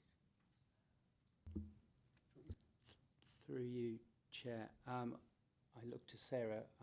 I haven't got the full details of the Section 106 legal agreement from the original outline in front of me, but the normal method of securing future maintenance and management company arrangements is normally within a Section 106 legal agreement, but I don't know whether that is the case in this instance. Unfortunately, again, this would have been a useful question to have had in advance, so we could have looked through the detail.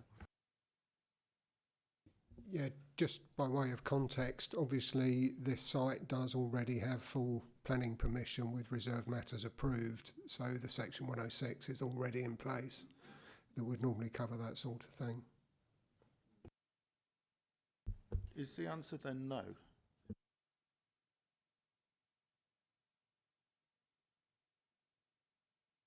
It would be unreasonable. Well, without checking the Section 106, it would be hard to know what to put in a condition, is the answer. I think I think it would. Again, I don't know the contents of the Section 106. If I knew this question was coming, I would have checked it. It would be controlled by the Section 106. It would also be controlled by the 278 agreement process. And I think if that doesn't satisfy you, the head of planning has the ability to amend any conditions that are attached to any planning permission. So my suggestion would be that we check the Section 106, we check the 278 process. If it's not covered, we can add a condition. Can I make a suggestion? Because this Section 106 has to be modified anyway to take account of the new plan, we could actually add a clause in there to make sure that it is included in the Section 106, because that is the best process through which you can secure it. Yes, then we can do that. The recommendation will need to be amended to add that to the Section 106, and we could do that. Councillor Barnard. I'm just getting really uncomfortable at this stage because, like I think a number of residents and other councillors, we have received email after email telling us that everything has been looked into in great detail, and we're unearthing this evening issues and details which I'm beginning to think, Chair, would make taking any formal decision this evening, shall we say, more difficult than it should be. In your view, and maybe legal advice, do we have sufficient grounds to address all these issues, to pull out the rest of the issues, but then ultimately to defer this, because we want to understand what's in the 106. I've raised issues and concerns around the noise impact of the new road level. There have been some other issues raised around the nature of the protection of the trees and things like this. Are those grounds on which we need to get sufficient information, or do we just have to plough on with it in its current form tonight? I'm seeking some advice and guidance as we are, teasing out lots of things. But my fundamental point is that all I've seen is I'm being told time and time again, as others have, by officers, that this has all been thought through and everything's been worked through. Can I just say that by sitting here, we've come up with a load of things that haven't been covered. But, why didn't you address those things to the officer before? I think we need to sit here and go through it. Otherwise, we'll never get everything that we want to hear. Okay? Well, are there any grounds, Chair, to defer at this point, particularly around the noise issue and others I raised?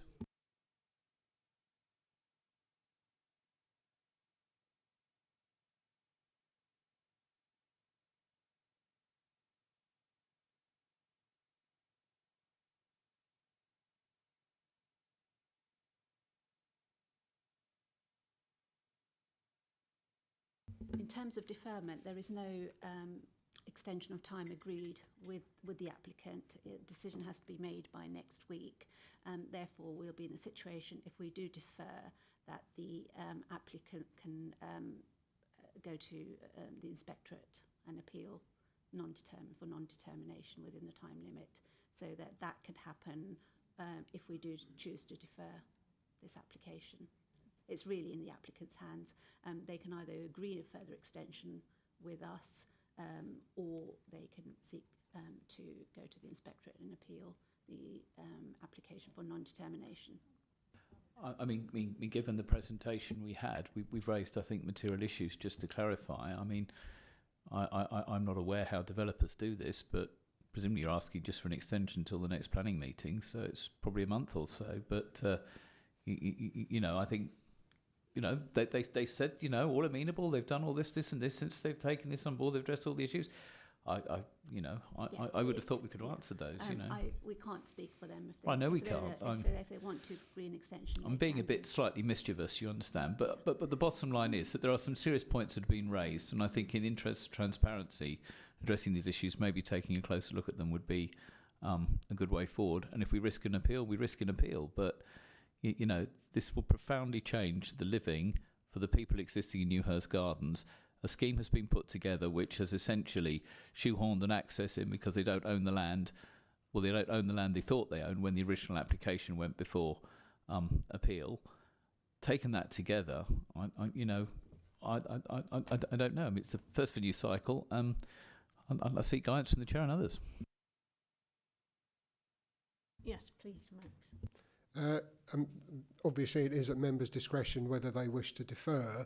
If that is what you're intending to do, I would agree with the Chair that it would be be very useful in order to carry on the debate and tease out any other issues that you would like looking at before we do that, so that we have the full picture. And obviously, as the legal side have pointed out, we do run the risk of an appeal against non-determination if we do that, but that's what it is. So let's carry on. Councillor Hayes, please. Thank you. I have this evening spoken to the officer, and I'm sure she will vouch for this. It was a question of, having read the report and that, and now hearing other things, one of my favourite subjects, waste. The trucks. I asked the officer, because it may not be in my domain as such now, but I would still be going down and checking that the trucks will cause problems, or this will, with the width and everything.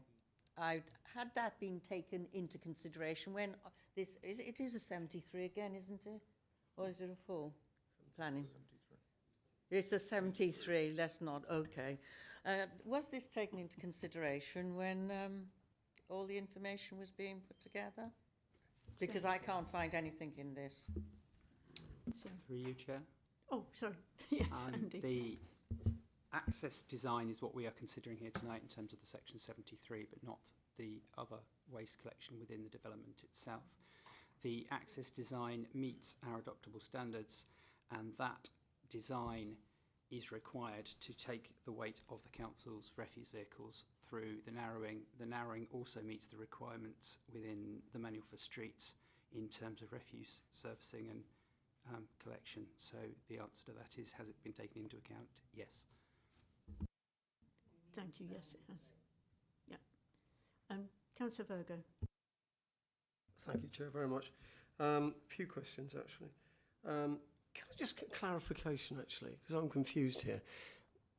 Is it correct that we're considering something on the 73 where the plan is not correct with the 106? Surely we can't do that because it has to be in tally, doesn't it? Well, that's why the recommendation carries, it needs to amend the section 106 so that the plans do tally. You're in a catch-22 situation where you can't amend the section 106 before a plan is agreed by the council or the determining authority. But we can, you know, the application won't be granted until that section 106 is done, but it'll have, if it had a recommended for approval by the committee, if that was how committee wanted to do it, then we would go away and get that section 106 amended so that the plans did tally up at the point the application was actually issued. Yeah, the only point I would make to that is that surely the committee should see a completed plan on the table to make sure that all these things are correct. Otherwise, all this is happening later. So I find that very confusing, Chair.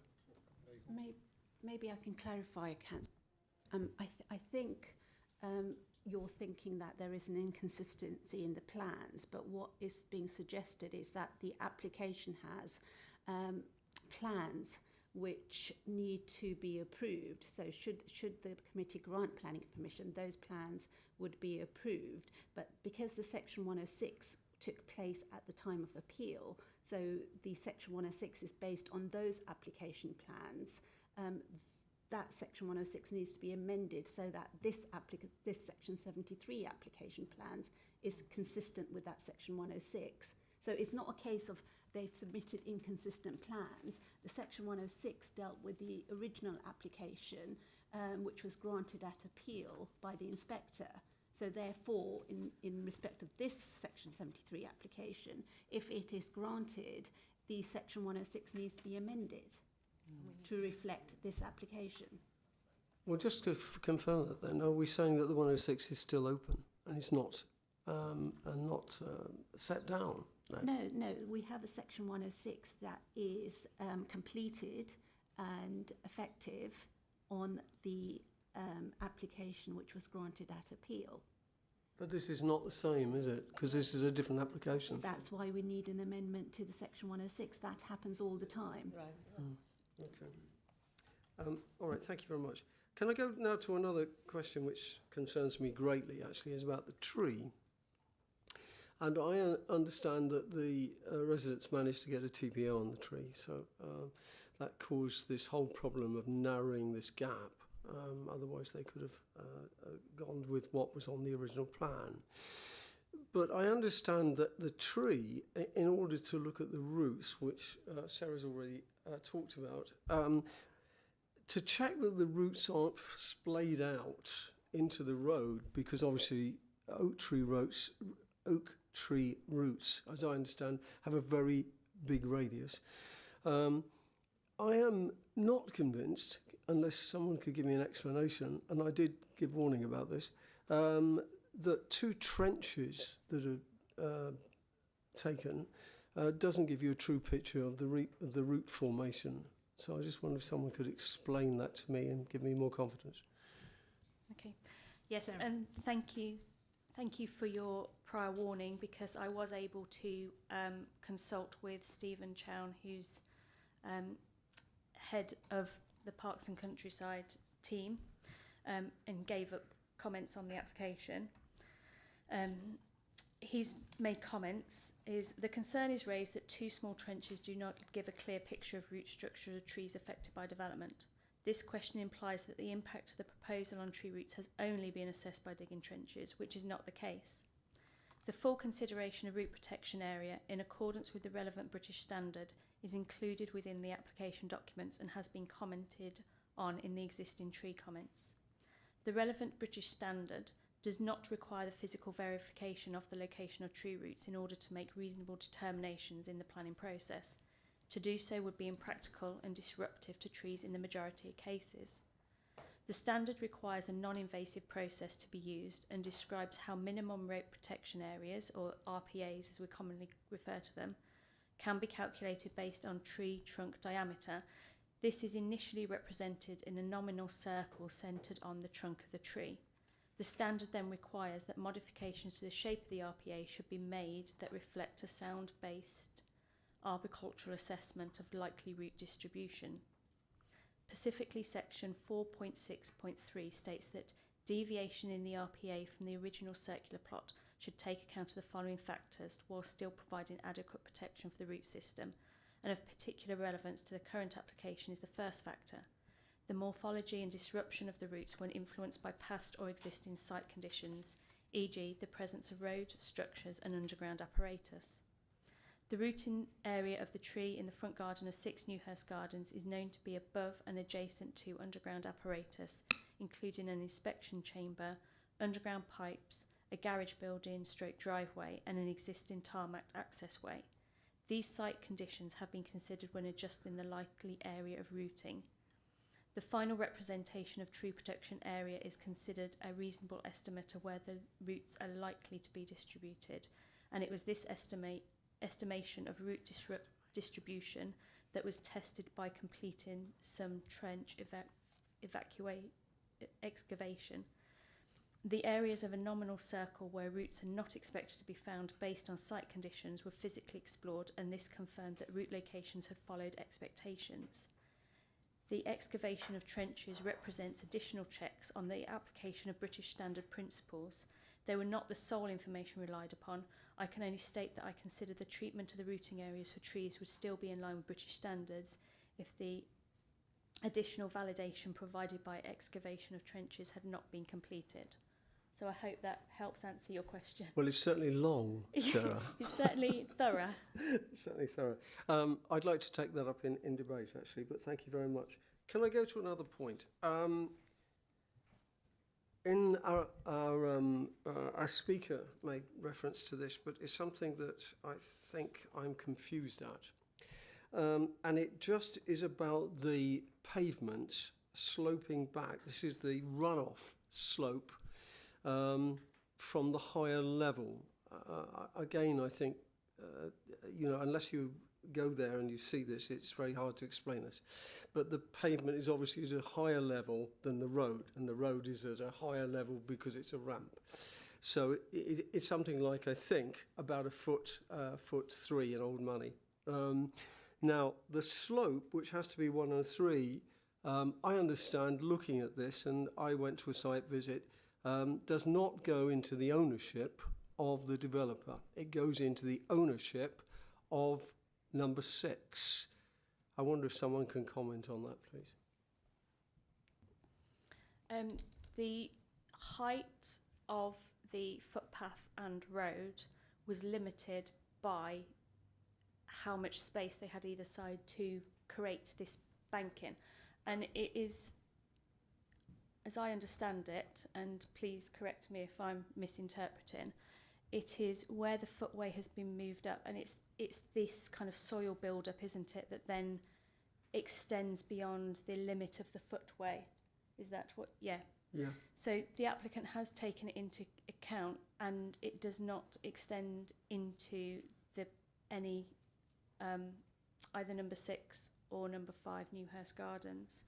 That height increases, I measured it the other day, it's 30 centimetres, and then there's about an 80 centimetre distance to the boundary, and that has been taken into account because it has been discussed with the applicant. Can I just have a supplementary? because I think we'll have some debate about that, but later. But it seems to me slightly concerning that the pavement and the road are narrowed to such an extent. So if you have to cross over the pavement, which is the way the plan actually is constructed now, that pedestrian goes along the pavement. But there is now a kind of, if they fall backwards here, they'll fall completely into a small ditch because the ground below is lower than the pavement. And it seems to me a safety concern because you've narrowed this, because the officers have done a good job, but they've had to do this. They've narrowed this into a bottleneck, and therefore it could be a problem. It could be a health hazard. Would you agree with that, or not, please? No, I don't agree with that. I think, the pavement is flush and then it falls away to the side. There are other examples of similar situations, and the fall is not so great that it is going to be a danger. And Andy might correct me if I'm wrong, but I would have thought that this would have been picked up by the road safety audit and highlighted if it was a problem, which I don't believe it was. Yeah, I concur with Sarah's comments. If this was considered an issue, it would have been picked up by the road safety auditor, and it wasn't at that point. It's a reasonably narrow gap. You would expect pedestrians to stay on the footway through here. The footway is full standard width, and then cross over at the crossing point. There are examples with banked verges either side of carriageways and footways in numerous other places in the borough, and I don't think I know of any examples where we've had pedestrians go down off the side of them that I'm aware of. Councillor Barnard. Just a point of clarification. So, I think I've got. Have I got this right? That the pavement is flush and level with the road. No. So, is there a curb between? Because when I looked at the side elevation, is that the roadway on the left there? So the drawing you see in front of you is the section through the narrowing, and there is a smaller upstand between the carriageway and the footway through the narrowing than there is outside of the raised table. So the raised table raises up, and you have a full height curb between the carriageway and the footway level off the raised table.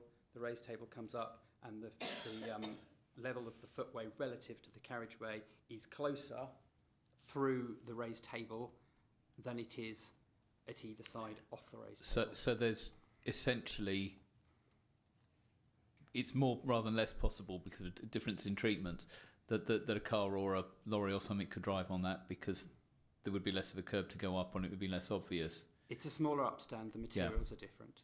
Yeah, okay. So effectively the deterrent for a car driving closer to the tree is a change in materials, not actually a stonking great curb that would take the car, the wheels out and things en route. So it's a much more nuanced. Okay, thank you. Councillor Smith, thank you. Thank you, Chair. I have a few specific questions, particularly relating to some of the points raised by, I think it's Mr Hobbs, who spoke against the application, that I'd just like to confirm with the officers. The first was just, Mr Hobbs made some very specific points with regards to the visibility displays at the junction between Newhurst Gardens and Warfield Street. Without speaking to the accuracy of those assertions, I just wonder if someone could confirm to me, it strikes me that junction is not within the site, it's an existing part of the highway some way to the south of the site, although it does obviously form part of the access route. Could somebody just confirm for me, can that be a material consideration in the decision we have regarding this? Is that Andy? I can answer the question with regard to the visibility display. Someone else might like to answer the question with regard to material considerations. With regard to the visibility displays, we look to Manual for Streets, which has a table of visibility displays by speed limit, and the required visibility display for a 30-mile-an-hour speed limit, which is the speed limit on both Warfield Street and Newhurst Gardens in this vicinity, is 43 metres. So 2.4 metres back from the give-way line in the centre of the road to 43 metres in each direction. And that has been demonstrated in the drawings by the applicant. If I can just add to that, it's not part of this current application. This is strictly the access into the site. All those issues would have been dealt with at the time of the appealed application, and the traffic level, the scale of development hasn't changed since then, so the traffic generation would be the same. Thank you. Okay.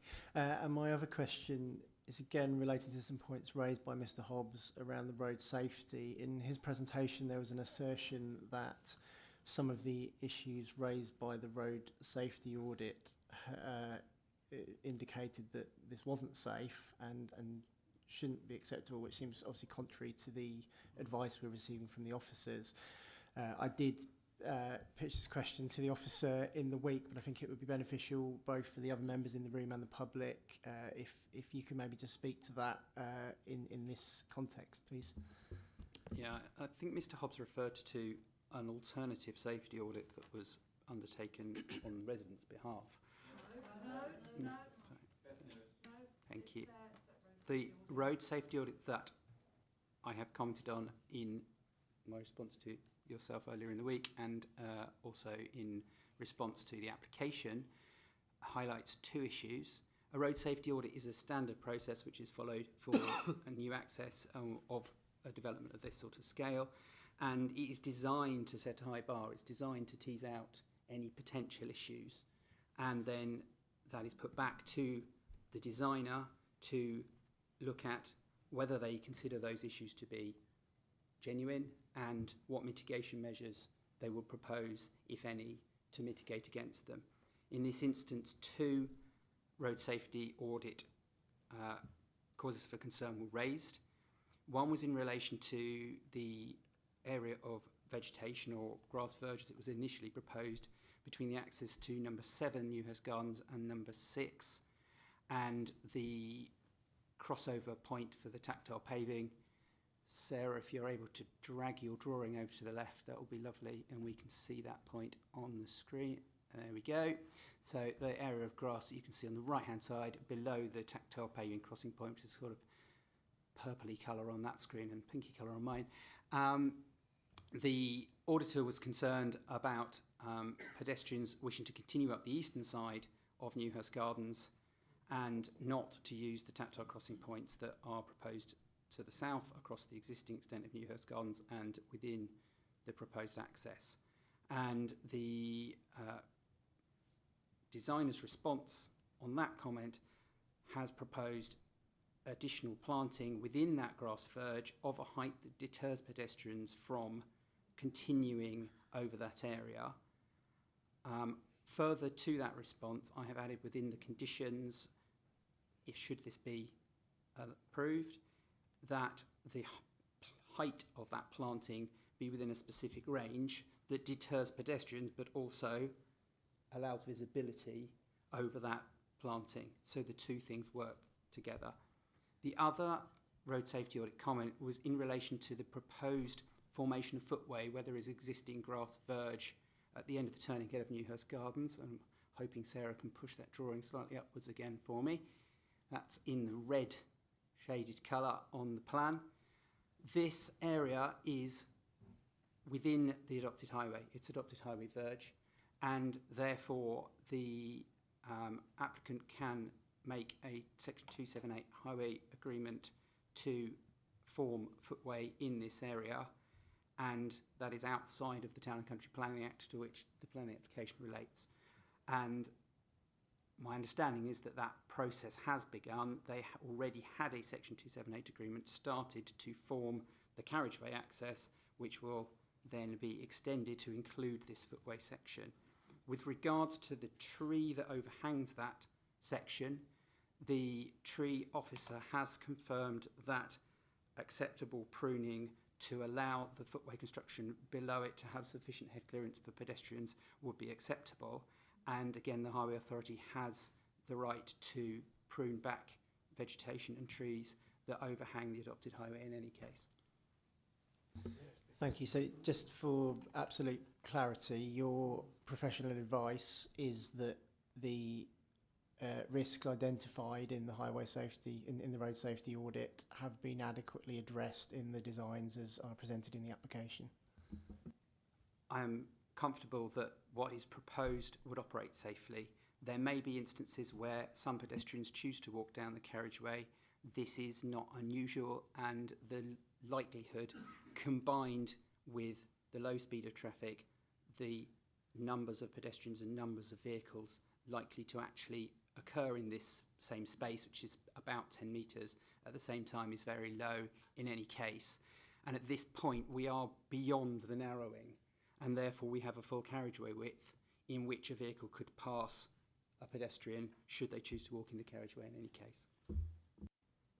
Can I just add a question to that? Why was the planting interruption put on that eastern carriageway, eastern footway? I can't speak for the applicant. I can only speak for the plans that are in front of us and what has been audited. Other questions? Councillor Virgo.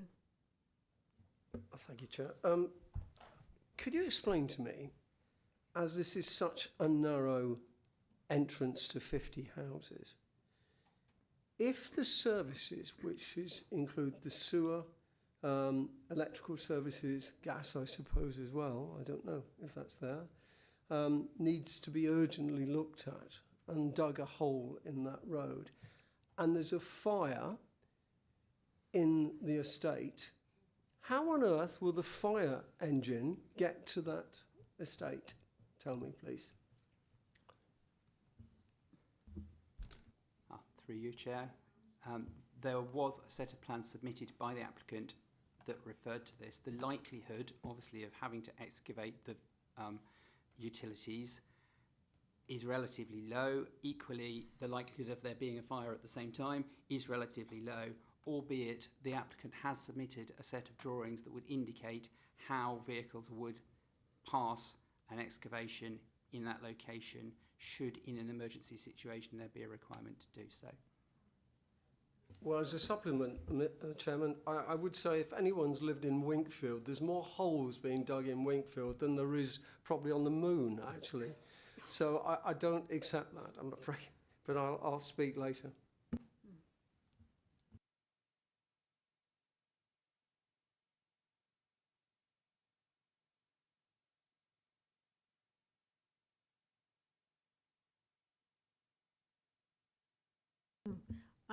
I am concerned if we get bunches of kids, like teens or young adults, who go out in groups and just wander down the road, who will undoubtedly ignore the crossing points and just get in the way.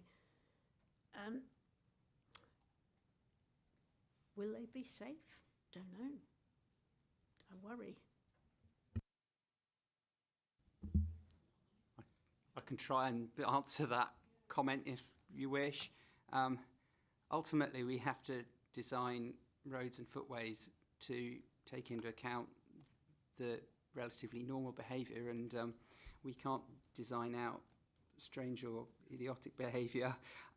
If people choose to walk down the carriageway in groups, they're going to walk down the carriageway in groups, probably along Newhurst Gardens or anywhere else in the borough. I don't see why this particular section is more or less likely to result in groups of people than anywhere else. So I don't realistically see that that makes specific difference in this instance.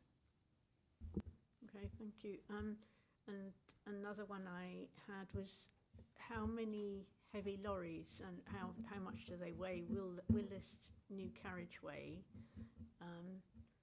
manage to deal with all the heavy construction traffic for 50 houses? What guarantees do we have that you know, the new carriageway is going to hold up? The applicant has proposed the road construction, which again our highway adoptions team has reviewed and confirmed is to our adoptable standards, and should that carriageway not hold up, as you put it, during the construction phase, then they will obviously be required to reconstruct it back to suitable standards such that it can serve the development. It's no different to any other new access way construction to a development anywhere else, in that the construction traffic routes via this route, and at a relevant point the construction will be finished. So what tends to happen in a lot of cases, the final surface course of the road isn't put down until the development's complete and the majority of the heavy traffic has passed over it, and then the final surface course is laid at the end of the process. And that's generally there so that the tyres on the larger vehicles don't damage the final surface course of the carriageway. Yeah, I suppose this is one of those things that must be passed on to a management company, isn't it? So, Councillor Barnard? Presumably we are less concerned about damage to the road surface than we are damage to the tree roots and the things underneath, which has necessitated this highway structure in the first place. So presumably the most key thing is to ensure that during the construction, when you've got the heaviest traffic going in and out, that it's sufficiently resilient to protect the tree roots, because ultimately that's one of the reasons we've got this sort of hybrid solution being proposed. Yep, and if I can answer that, Chair, that's why Condition 5 was amended within the supplementary to ensure that this access is completed prior to commencement of development within the site, so that, as Andy said, that's been examined by the adoptions team. An adoptable road and standard will take heavy traffic, and therefore if it's constructed prior to the commencement of development on site, the road should take that traffic and protect the tree roots beneath. Councillor Nicholson.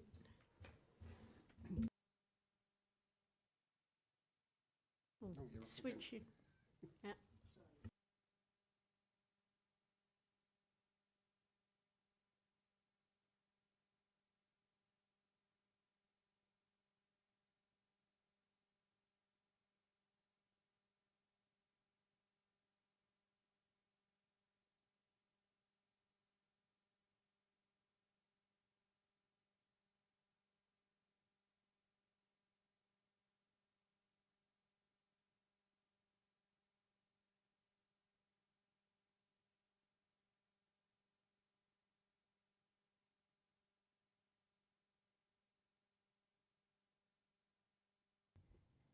You're right, there's no certainty, especially with trees. They are living, growing, functioning things. And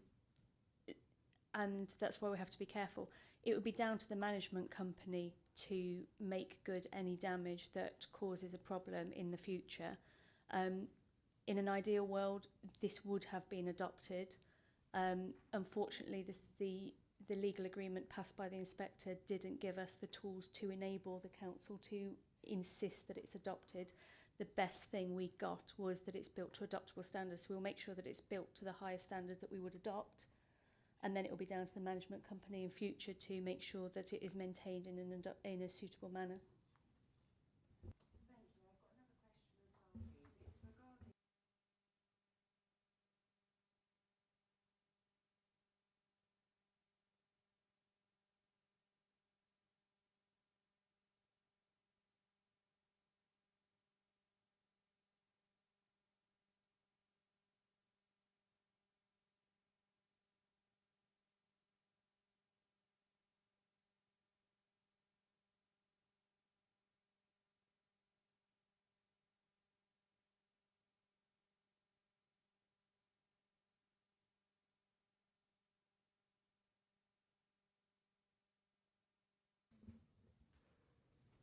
If I can, Chair, whilst we try and highways try and cover every eventuality, it's sometimes not possible to do so. There is another development of a similar size that has one access in the borough called the Brackens, and that has a narrowing access through it, which enables one vehicle to pass. and it's serviced by the council's refuse trucks, which I'm sure Councillor Hayes, with her past knowledge of that area, can give some information of how well they're maintained. I think it's out of our control, and it's not a likely situation, and therefore if you're doing a risk assessment on it, it's not something that you would necessarily design in. There are other examples of single access estates of this size in the borough with a narrowing access, and to my knowledge this has never occurred, and a refuse truck to break down in that location, precise location, would be very, very unlucky indeed, and probably very unlikely.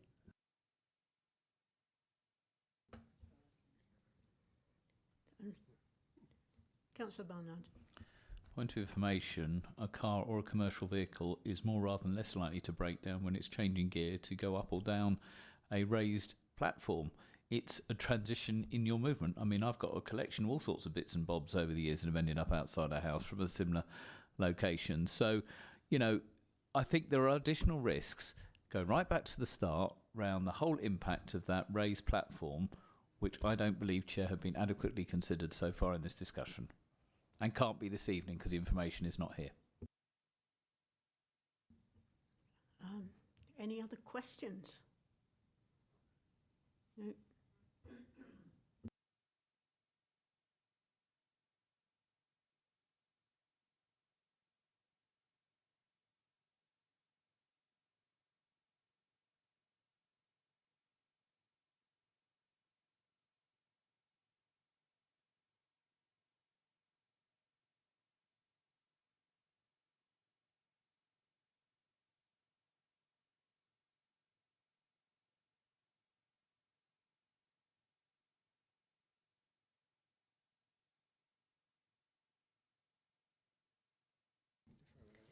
So, based on our conversation earlier and all the questions and uncertainty that we've uncovered with those questions, I now propose to defer the motion and we'll bring it back to the next committee.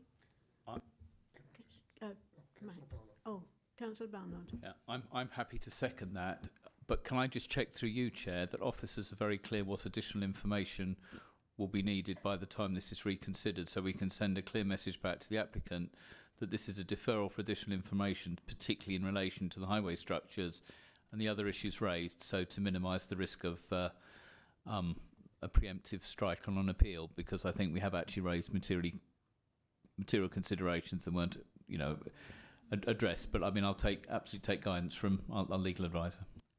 I was just going to say I have been making notes, and it's recorded, so we'll listen back. Cool. Thank you. So I'm happy to second that motion, Chair. Thank you very much, Councillor Barnard. Shall we just do all those in favour?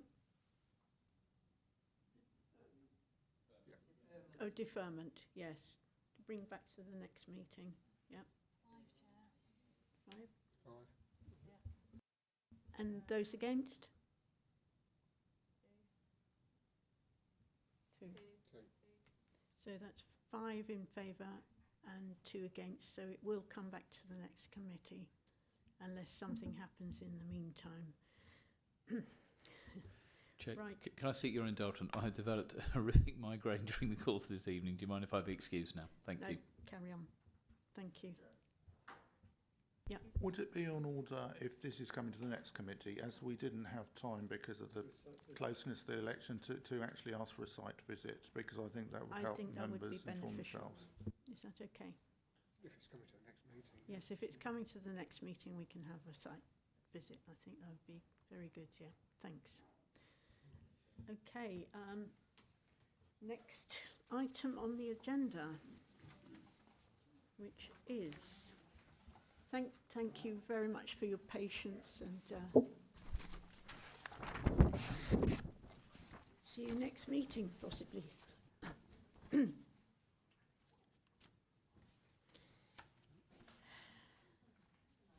forgot about the public blow. So the next item on the agenda is number 7, and it's starts page 61, and it's concerning 34 the Broadway, Sandhurst. Can we have the officer report, please? Okay, hello everyone. I'm just going to share my screen. If you can let me know when you can see it. Excuse me? Okay. No, Has that not worked? Yes, I think Councillor Egglestone has to leave. She's got a very early start. Oh, okay, she's leaving. Yeah, she's leaving. Yeah. So we still have a core meeting. Yeah. Yeah. Sorry. Hair racing moment. I've got some paracetamol. Gosh. Okay, thank you, Shelley. Please proceed. Okay, I'm going to share my screen. So can everyone see my screen? Not yet. Oh, yes. No. Okay. Yeah. I'll wait a little while longer. Yes, it's there. Yes, you can see it now. Good. Okay.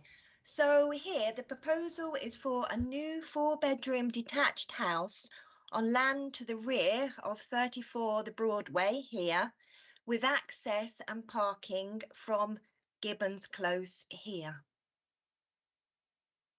Okay, so if I just bring this up. Okay, so you can see the site in question here. So land to the rear of 34 the Broadway, and we have 6 and 8 Gibbons Close, and obviously the proposed access and parking coming in here. Just do this. I'm going to just do this. Okay, so the proposed development relates to a site within the settlement boundary and is therefore acceptable in principle. The site layout shows access from Gibbons Close and parking for a 4-bedroom property in accordance with the Parking Standards Supplementary Planning document, which is 3 spaces. Pedestrian access is provided to the front and to the rear of the property. Concerns have been raised about the 3rd parking space and visibility. This space is nearing the end of the close and the turning head, and here vehicle speeds are likely to be low. However, in terms of visibility and any proposed fences or walls obscuring visibility, a condition is included in the recommendation requiring details of boundary treatment to be submitted and approved by the local planning authority. There has been no objection from the Highway Authority on highway safety grounds, however. There is an area of soft landscaping which will provide a front garden to blend in with the street scene and other front gardens in the area.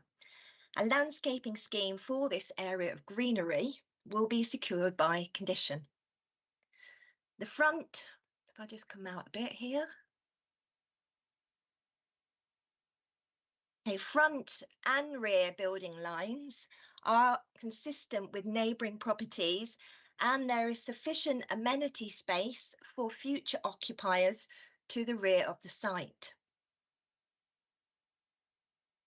Okay, so here you can see 6 and 8 Gibbons Close, so both neighbouring properties, and the plot in question here with the infill development between these 2 properties.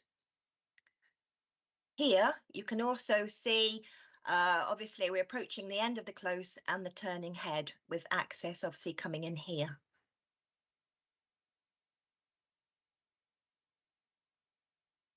Now we do have a street scene elevation. So the street scene elevation shows the design of the house and the proposed materials to be in keeping with the neighbouring properties. There are level differences within the site, and hence the property is viewed at a lower level than those neighbouring properties. However, there are differences in ridge heights within the street, and some properties are set back, showing some variety. So here we have the elevations. So here it's going to be 3 bedrooms and 1 bedroom in the roof. And here again, that is shown on the floor plan. So here you can see 3 bedrooms with a 4th bedroom in the roof. So, okay, here. So the proposed dwelling is not considered to have an adverse impact on neighbouring properties. There are no windows on either side elevation at first floor and above.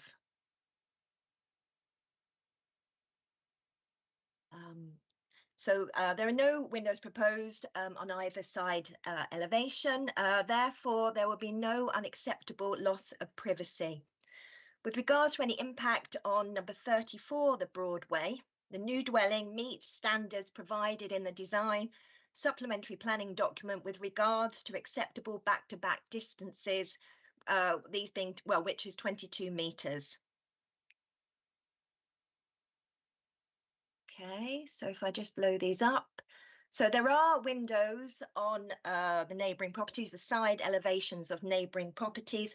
However, these are obscure glass.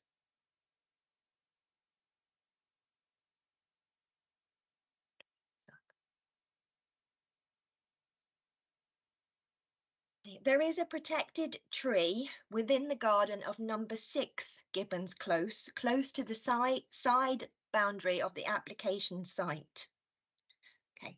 A number of conditions have been included in the recommendation to ensure its protection, including adherence to a method statement and a tree protection plan, which will be monitored throughout construction. It is therefore recommended that this application be approved. Thank you, Chair. Thank you, Shelley. Can I just ask, because we saw when we went on our site visit that Yes. the parking issue was due to the next door house. If you look on the right, I've forgotten what number that would be. Their parking spaces are at right angles to the parking spaces proposed in the new dwelling. And the anxiety, because it doesn't show in any pictures or diagrams, that those 2 parking spaces at right angles are only separated. You know, you can only see, if you can see over the wall, and I'm hoping that's what the boundary treatments were about. Well, certainly that is conditioned, so we will be receiving details of all boundary treatments, which we will include fences and walls. So we can condition, or have we conditioned? Well, that it's going we to be have. low enough we can see it. They can see if they're backing out. So we've included that condition. Obviously, we will be considering issues of visibility when those details come in. I don't know if the Highway Authority would like to say anything further with regards to the visibility there. Very quickly, Andy Wells, through you, Chair. The situation where you have the end of a cul-de-sac and 2 neighbouring properties with access off either side of a right angle is not unusual here or anywhere else in the borough. Vehicles are normally at very slow speeds. It's down to the individual house owners whether they go in forwards or backwards. They may well choose to go in backwards if it means they can see better when they come out forwards. In this instance, the carriageway at the end of Gibbons Close is a shared surface. There's no footways, and therefore any pedestrians would be within the carriageway area anyway. So visibility of pedestrians isn't an issue here because the vehicles will be able to see them because they'll be in the carriageway.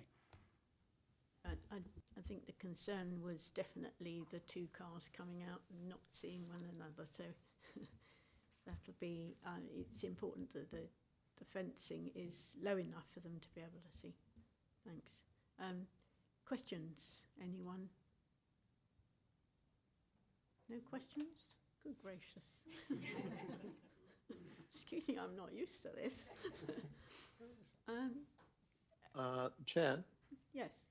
Oh, sorry, I didn't see you. Is that Stephen? Yes.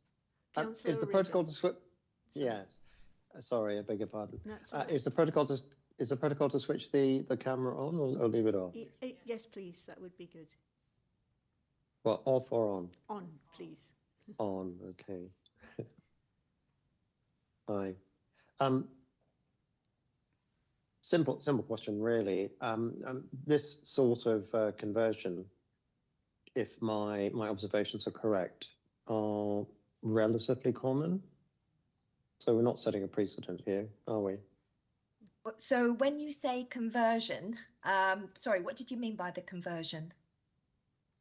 Where the upper roof space is Oh, right. converted I see. into Well, as a room or such, two. I see. So, I mean, you will have the fourth bedroom, yes, within the roof, and that's not uncommon. Obviously, they're providing light into that room by way of the roof lights. And again, that's not uncommon. Yeah, so we're not setting any special precedents here. No, not at all. Lovely. Thank you. Thank you. Any other questions from anyone? Councillor Hayes. Yeah, just carrying on from that question, it does then still have sufficient parking. Because of the extra room, this is something that... Yes, it does. It's got 3 spaces. You know. Yes, I know what it is. So we're just asking the question that the newcomers get aware of him. Thank you. Lovely. Any other questions? No? Shall we, so I'll move that this should be approved. Do I have a second? Second. Councillor Smith to second. Do you want to say anything at all or comment? No comments, no. No comment? I did note the drainage, and I'm glad to see that the conditions have been placed in case of surface water and drainage, and that has been covered. Lovely. Thank you, Councillor Hayes. Any other comments? No? That being the case, I'll put it to the vote. And all those in favour? 1, 2, 3, 4, 5. Yeah. Unanimous, yeah. Thank you.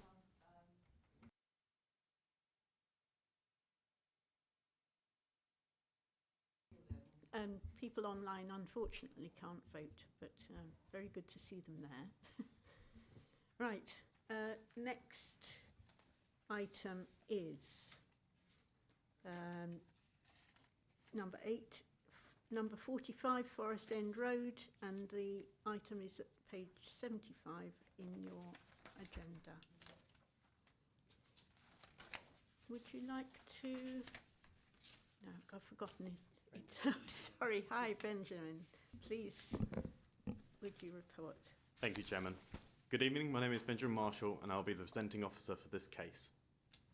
The application is for the construction of a 2-storey front extension with the enlargement of the existing dormer, conversion of an integral garage into habitable accommodation, and lot conversion with the associated rear dormer to number 45 Forest End Road.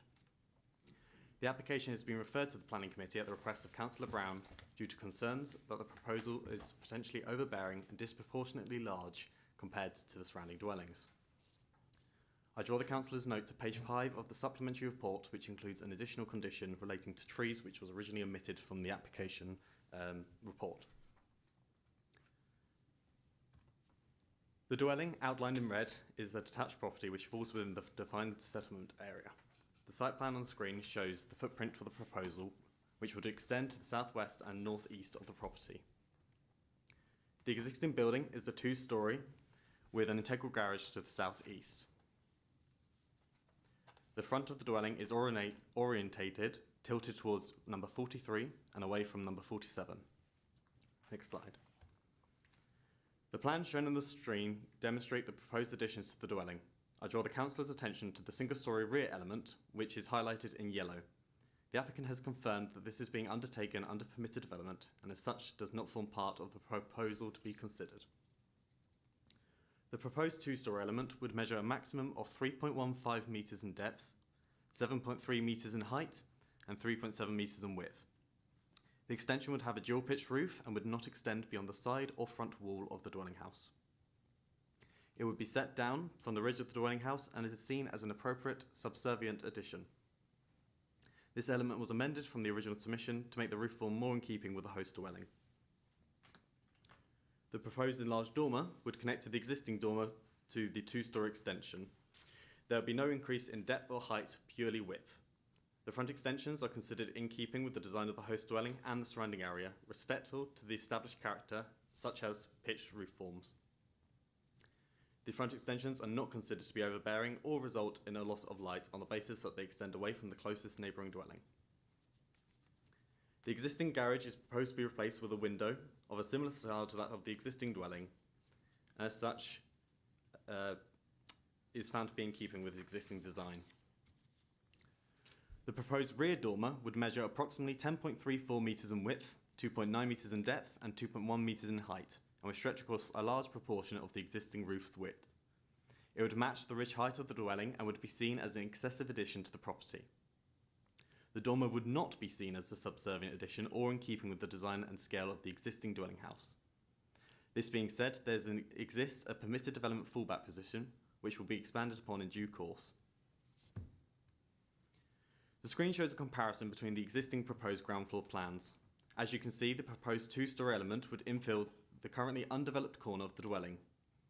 Additionally, at ground floor level, the proposal includes the conversion of an existing integral garage into a family room. The original planning consent failed to include a condition requiring the retention of the garage for vehicular use, and as such, in line with Section 55 of the Town and Country Planning Act 1990, the conversion of this room would not constitute development, and as such would not require permission in order to be undertaken. The plans on the screen show the comparison between the existing and proposed first floor level plans. The development provides 2 additional bedrooms, one at first floor, labelled office, and one at within the loft space, which will be enlarged, which is labelled a bedroom. There'll be one side window to the proposed office/bedroom. This is not considered to require a condition to be obscure glazed and non-opening, owing to the diverging orientations of the dwelling and its impacted neighbour.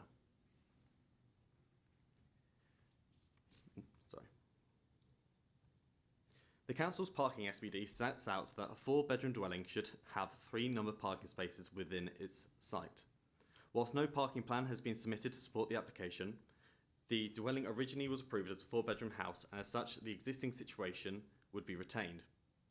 Concern has been raised regarding the potential increase in pressure on the shared access between the site and its southern neighbour. Whilst this is considered to be exacerbated by the conversion of the garage, it would not be reasonable for the local authority to require a parking plan demonstrating the provision of an additional space, as the conversion would not constitute development. It is therefore not reasonable to require any additional parking to be demonstrated. Apologies.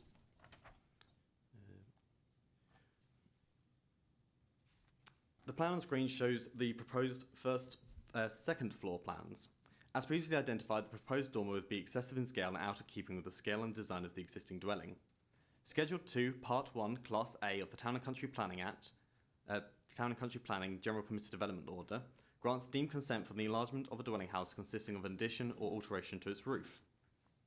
Criteria B-1D outlines that in the case of a dwelling that is not terraced, the cubic content of the resulting roof space cannot exceed that of the original roof space by more than 50 cubic metres. The volume of the roof space has been measured, including that of the proposed dormer enlargement and the 2-storey extension, sections of which must be considered as similar additions to the original roof. The cubic roof formant were found to be below the 50 cubic metres restriction, and therefore the dormer would qualify as permitted development. This means that whilst the scale and design has been identified to be harmful to the character of the existing dwelling, it would be unreasonable to refuse the application due to the permitted development fallback. Concern has also been raised by neighbours in regard to the dormer causing a loss of privacy and being an overbearing appearance. The extension is of substantial bulk and massing, and whilst it may appear obtruse, it would be difficult to consider it overbearing based on its distance from neighbouring properties and the fact that it is sited behind the rear boundary line of the neighbouring property. In regards to privacy, it is considered that whilst the window would have outlooks upon the rear garden of number 47, as the extension constitutes permitted development and the outlook difference between the first floor windows and the dormer windows would be limited, no harm has been identified that would warrant refusal. The site is surrounded by 3 protected trees which are covered by TPO 4/1967, 1 to the rear and 2 to the front. The tree officer has considered the application and raised no objection to the proposal, subject to the inclusion of 2 conditions pertaining to the implementation of tree protection and monitoring. Both of these conditions have been found to meet the tests outlined in the MPPF and as such form an integral part of the recommendation. I bring up on the screen now slides of photos taken from within the application site, showing the front and rear of the elevations. On this site, on the left, you'll see an example of neighbouring property. I draw members' attention to the existing dormer, which is provided from a different viewpoint on the bottom right. The bottom left photo provides a context of other dwellings within the street scene, which have not been extended from their original consent. And finally, to the top right is a photo taken from the neighbouring property number 57 Forest End Road, of which an objection has been lodged. Overall, harm has been identified in the scale and design of the proposed rear dormer. However, a permitted development fallback position has been considered and accepted. As such, in totality, the amended proposal represents appropriate additions to the property, acceptable in principle and ones which would not result in an adverse impact on the character of the existing dwelling, surrounding area, highway safety, or the residential amenity of occupiers of neighbouring properties. The proposal has been found to be compliant with Slave Policy AN1, EN20 of the Bracknell Forest Local Plan 2002, Policies M9, CS7, CS1, and CS23 of the Core Strategy Development Plan Document 2008, the Council's Parking and Design SVDs, and the MPPF 2021. The proposal is therefore recommended for approval, subject to the conditions set out in Section 9 of the committee report and the additional condition informative on page 5 of the supplementary report. Thank you.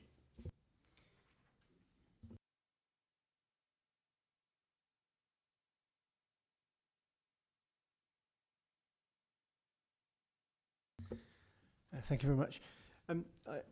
I'm just trying to understand the ins and outs of this permitted development fallback position and how it impacts on our considerations around the application. So my understanding is that the ground floor extension, as we saw on the site visit, is actually already in construction and is covered by permitted development. There's no controversy surrounding that.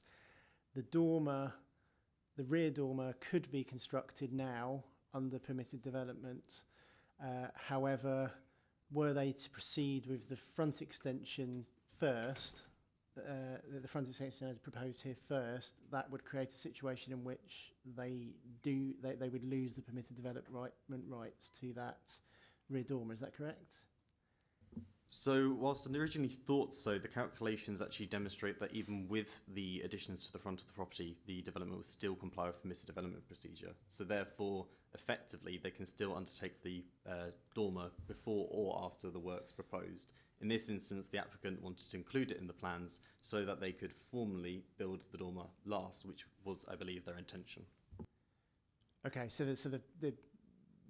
but overall, you're saying that even if they, hypothetically, if that dormer wasn't in this plan and we approved the front extension, they would still at that point have the permitted development right to build that dormer as shown? That is correct. The one thing they wouldn't be able to necessarily do is build a larger one because they are at they're probably their maximum, of what they can achieve under permitted development rights within the roof under Class B. However, if they did build it under permitted development, they would be bound by the other restrictions within that class. Okay, thank you. That's very helpful for the clarification. Any other questions? No? Then... yes, Councillor Regan. Sorry, I forget to look for you. Sorry, Councillor Regan, please. Yes, I'll put my camera on. Please. Now know the rules. Thank you.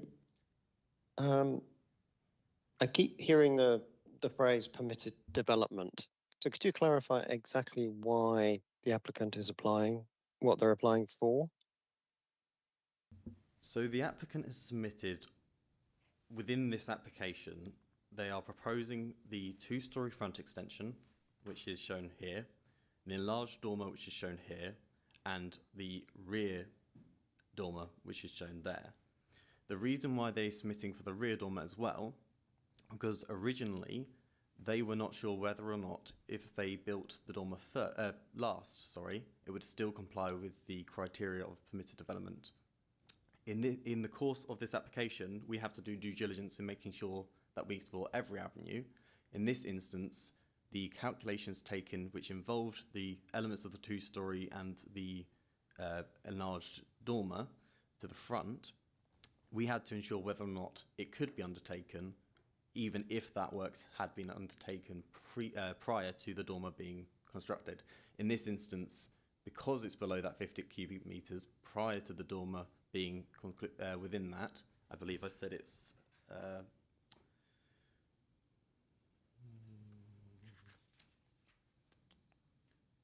I haven't actually stated a value. I believe it was 48 cubic metres, which is highlighted in the report. So either way, if they built it prior or if they built it after the development, they could do it under deemed consent. Okay, so would you say in summary that this proposal, this proposed development, is right on the edge of, or on the edge of permitted development? In terms of the cubic capacity, it's nearing its maximum capacity. However, obviously, regardless of it being within that capacity, that is what we have to consider. It is still considered permitted development, which means things like design, we don't really have a say in. We have to consider that if we refuse this on something like design, if they appealed, it would be found that they have permitted development, so they could undertake the works even without applying for this consent. No, I'm just trying to get an understanding of what size of development this is against their rights, which you've explained. So it's close to the permitted development limits, which is fine. So my question then is, if this is a precedent, and then other properties follow this precedent, what's the impact on the area? So looking down the road, if we set this precedent with this development, what will be the impact on the area, parking, etc., etc.? So if everybody can build out their garage, what will be the impact?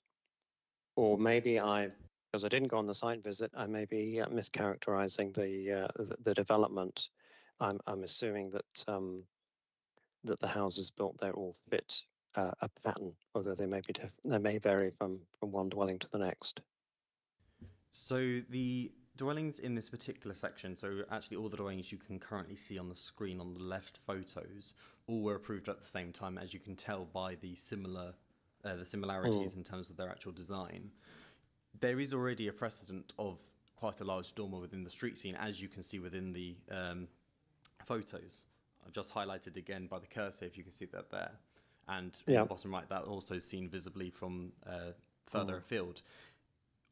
The thing to clarify here is there has been concern in terms of the amount of bedrooms that are being provided and how that compares to the standards for the parking. The parking standards sets a maximum threshold for 4+ cars. And that threshold is that requires 3 parking spaces to be provided. The dwellings were already approved as 4 bedrooms prior to, obviously, our parking standards coming into account, which means that they already have an existing situation. So for us to require them to provide additional above that existing situation and above our parking standards would be considered unreasonable. Okay.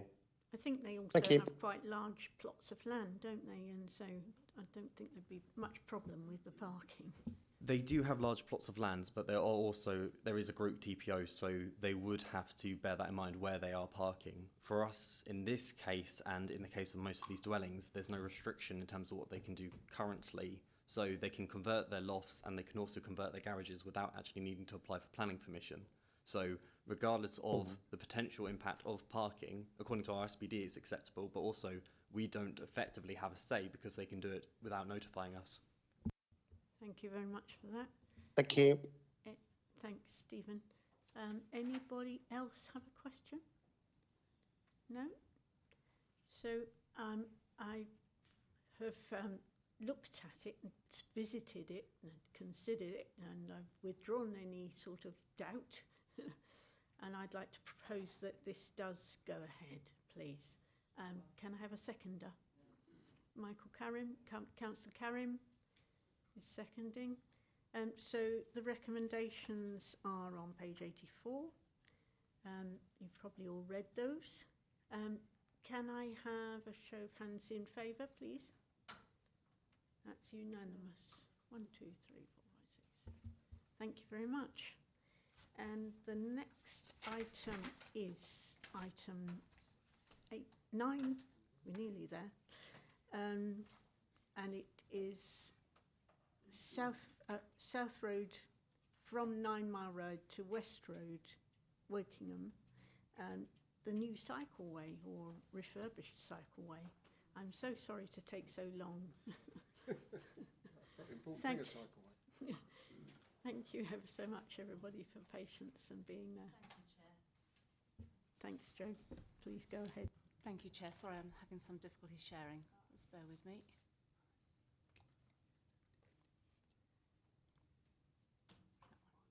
Brilliant. Lovely. Hopefully it'll come up. Yes, there we go. Right. This is a planning application under Regulation 3 of the Town and Country Planning Act, where the local authority is both the applicant and the determining planning authority for its own development. The proposal is to create a shared footway stroke cycleway from the junction of South Road and 9 Mile Ride along the full length of South Road to connect to the existing footway and cycleway, which accesses the Turnberry Place face and connects to East Hampstead Park School.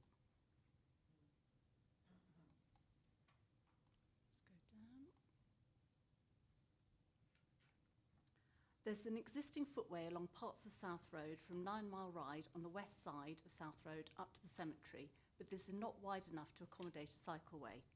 The proposed footway cycleway involves widening the existing footway along the west side of South Road to allow a cycleway to be included. This plan shows the proposed route of the footpath. The blue hatching indicates the area that will be constructed using a reduced digging technique and cellular confinement system to protect rooting systems with local narrowing around existing trees. The green hatched area is where a traditional footway construction will be used. You can see a small section there. This second plan shows the proposed footway cycleway continuing northwards across the cemetery access, and then it will cross to the eastern side of South Road at a point where there's an existing area of hard standing. It then runs the length of South Road to its junction with the West Road to allow for continuous, safe routes for pedestrians and cyclists. The pink hatched area indicates where a no-dig construction and cellular confinement system will be used. And this final plan shows the path where it will continue northeastwards within the Great Hollands Recreation Ground, linking into the existing shared use path past the Home Farm play area, which connects to Turnberry to the northwest. Widening the existing footway on the west side of South Road will require the removal of 2 groups of trees. The trees are not covered by a tree preservation order, and the tree service considers that the trees are not significant and replacement tree planting can take place, and this is covered by condition.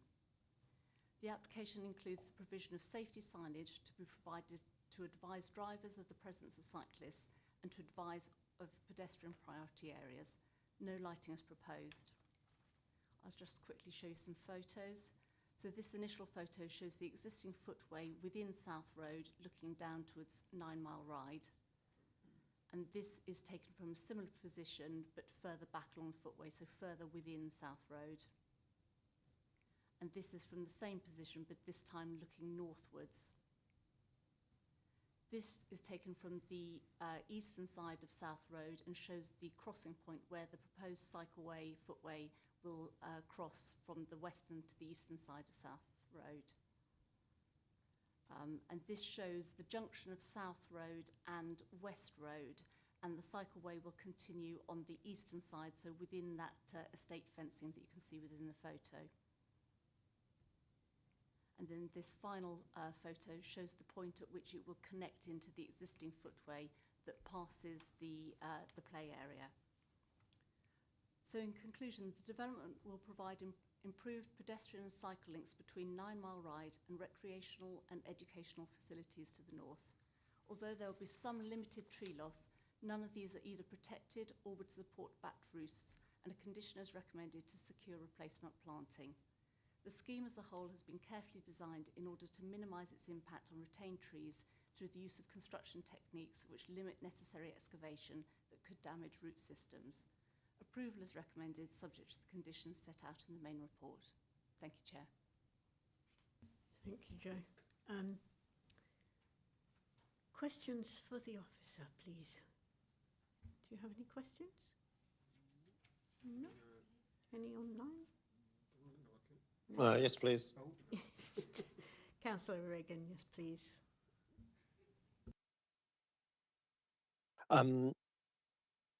Is there going to be separation between cyclists and pedestrians, or is it a shared area?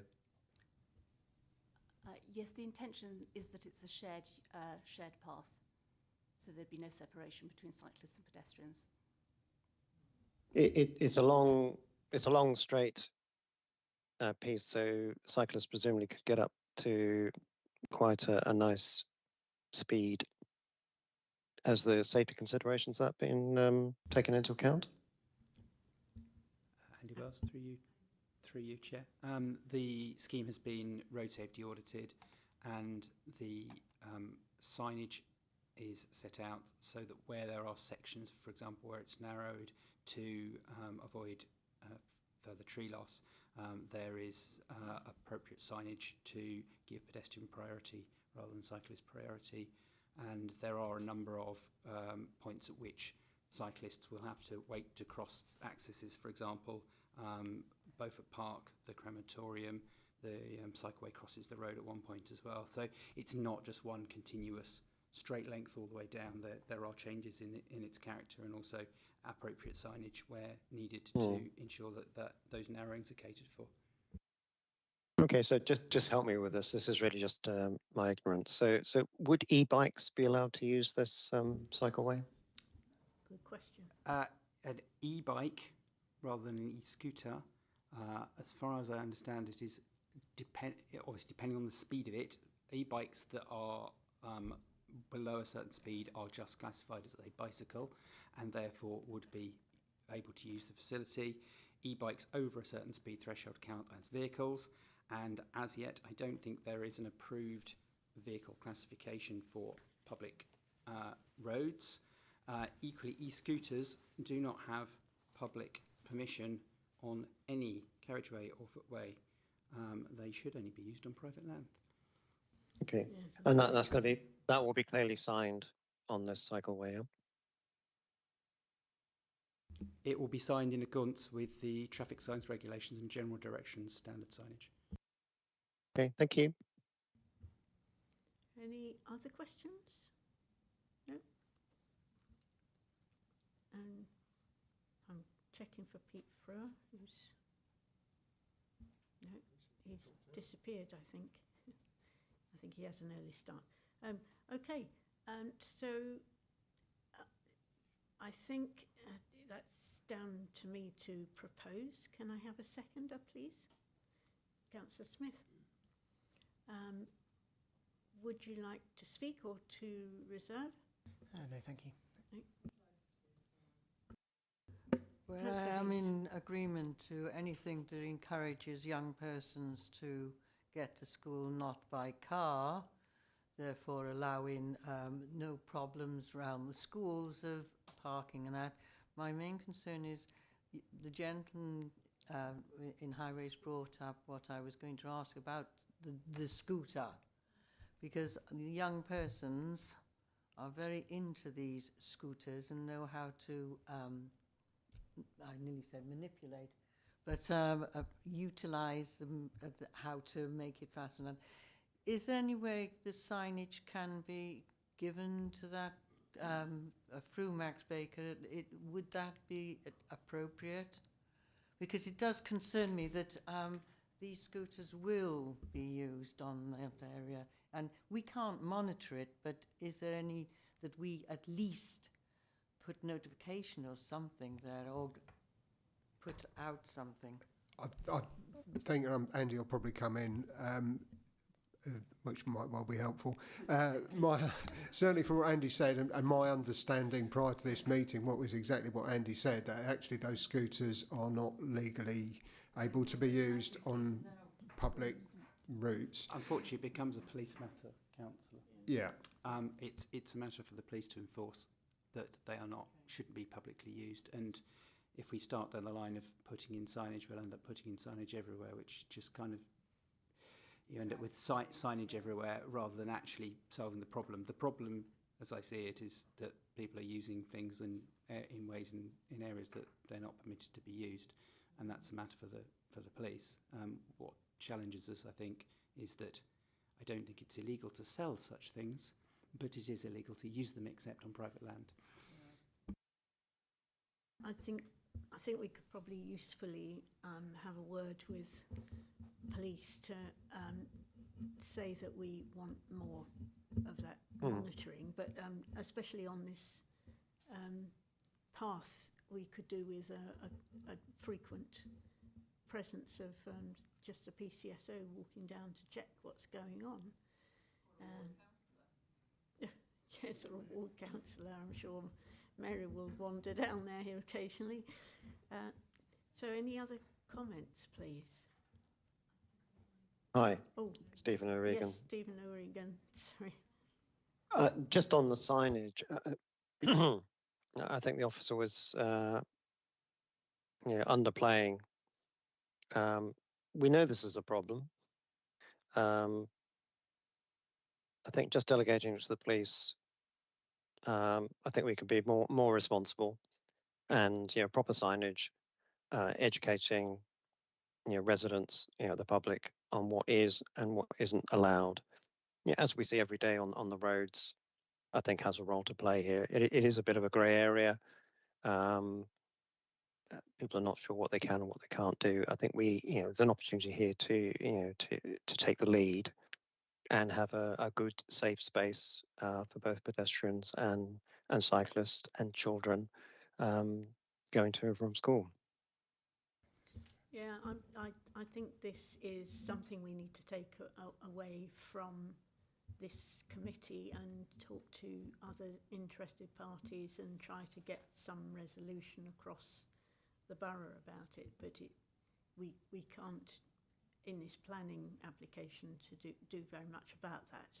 But we can absolutely take it away and as a concern and get some sort of action on it eventually, hopefully. So, yeah, everybody must agitate about it, but that's it. Any other comments? No. I think that's it. So, recommendation on page 92. Everybody in favour, please raise your hand. That's unanimous as well. Thank you very much. And the final... Yes, thank you. No, don't worry, thank you. I know you have a very early start. I thought you'd left before. Okay, take care. So Can I just confirm, are we still quorate with this number of us? Yes, we are still quorate. Okay. Thank goodness. I wouldn't let it go otherwise. poor Caroline. Righto. So I think this is the last one. Hooray. Number 10, Acre House, 12 Brewmakers in Sandhurst. Shelley again, please. Hello again. So I'm just going to share my screen. Okay, so Acre House, 12 Brewmakers. I'm going to, so Brewmakers Sandhurst. Here you've got plans showing the existing property. I'm going to show you here, if I can. Okay, so here is the existing property with the neighbouring properties, number 10 and 14 Brewmakers, which have both been extended on either side. So here, 12 Brewmakers is an existing detached 4-bedroom property with a detached garage located in a residential area within the settlement boundary. It is within the Sandhurst Area C Greenways Character Study Area, an area of special housing character. Neighbouring properties are numbers 10 and 14 Brewmakers.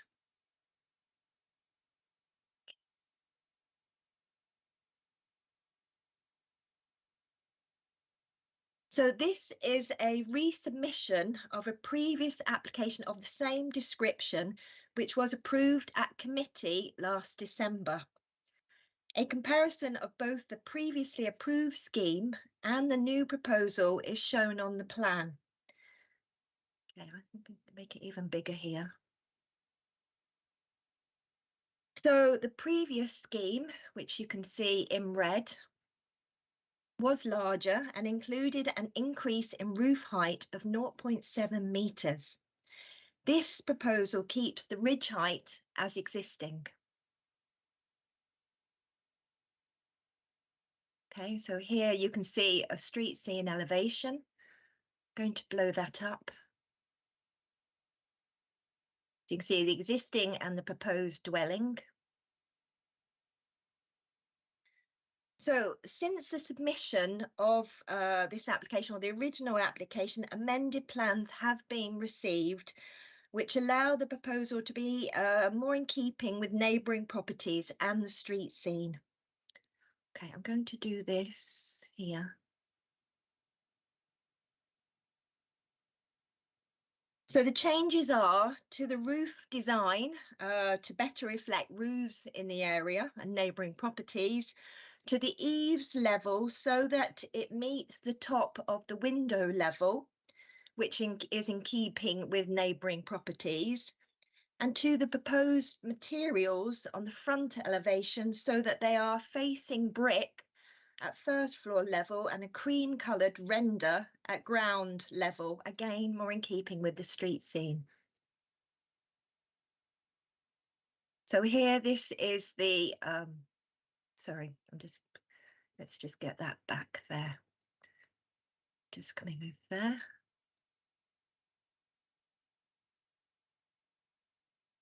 So here you can see the elevational plan. This is the latest amended plan here. You got brick at first floor and the cream render at ground floor.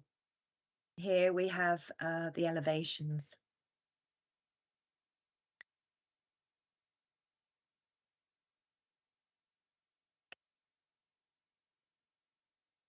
See if I can make these bigger.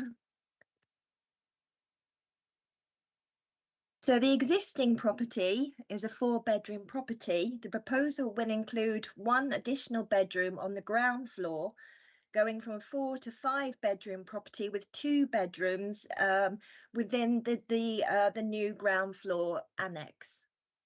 So that's here.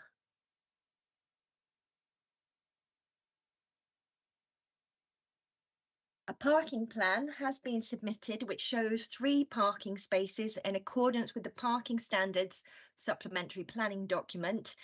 A condition will be attached that restricts the use of the rear annex to accommodation ancillary to the residential use of 12 Brewmakers. A site overlay has also been submitted,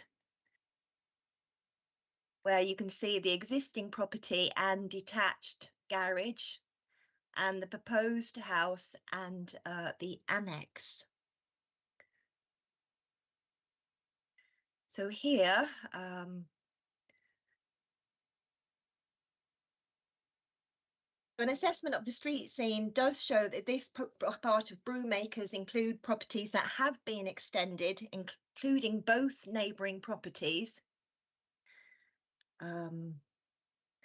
It also shows the properties are rendered, including the property opposite the application site and further down the road.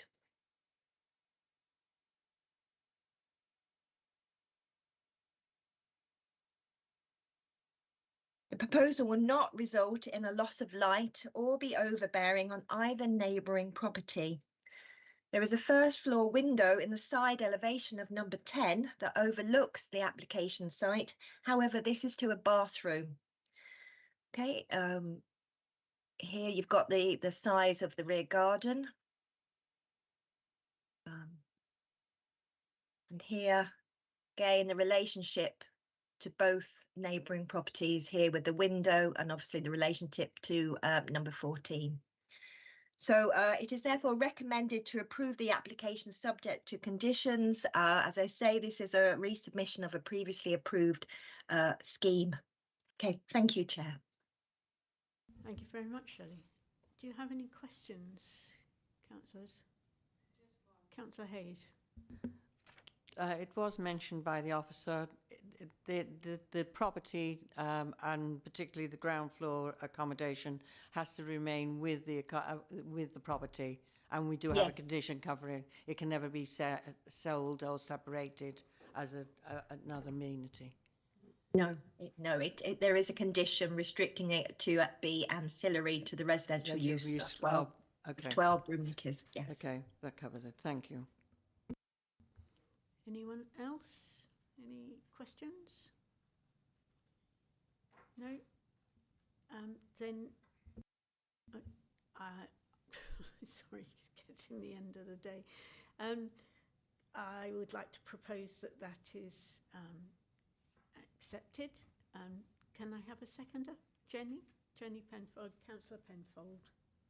Thank you.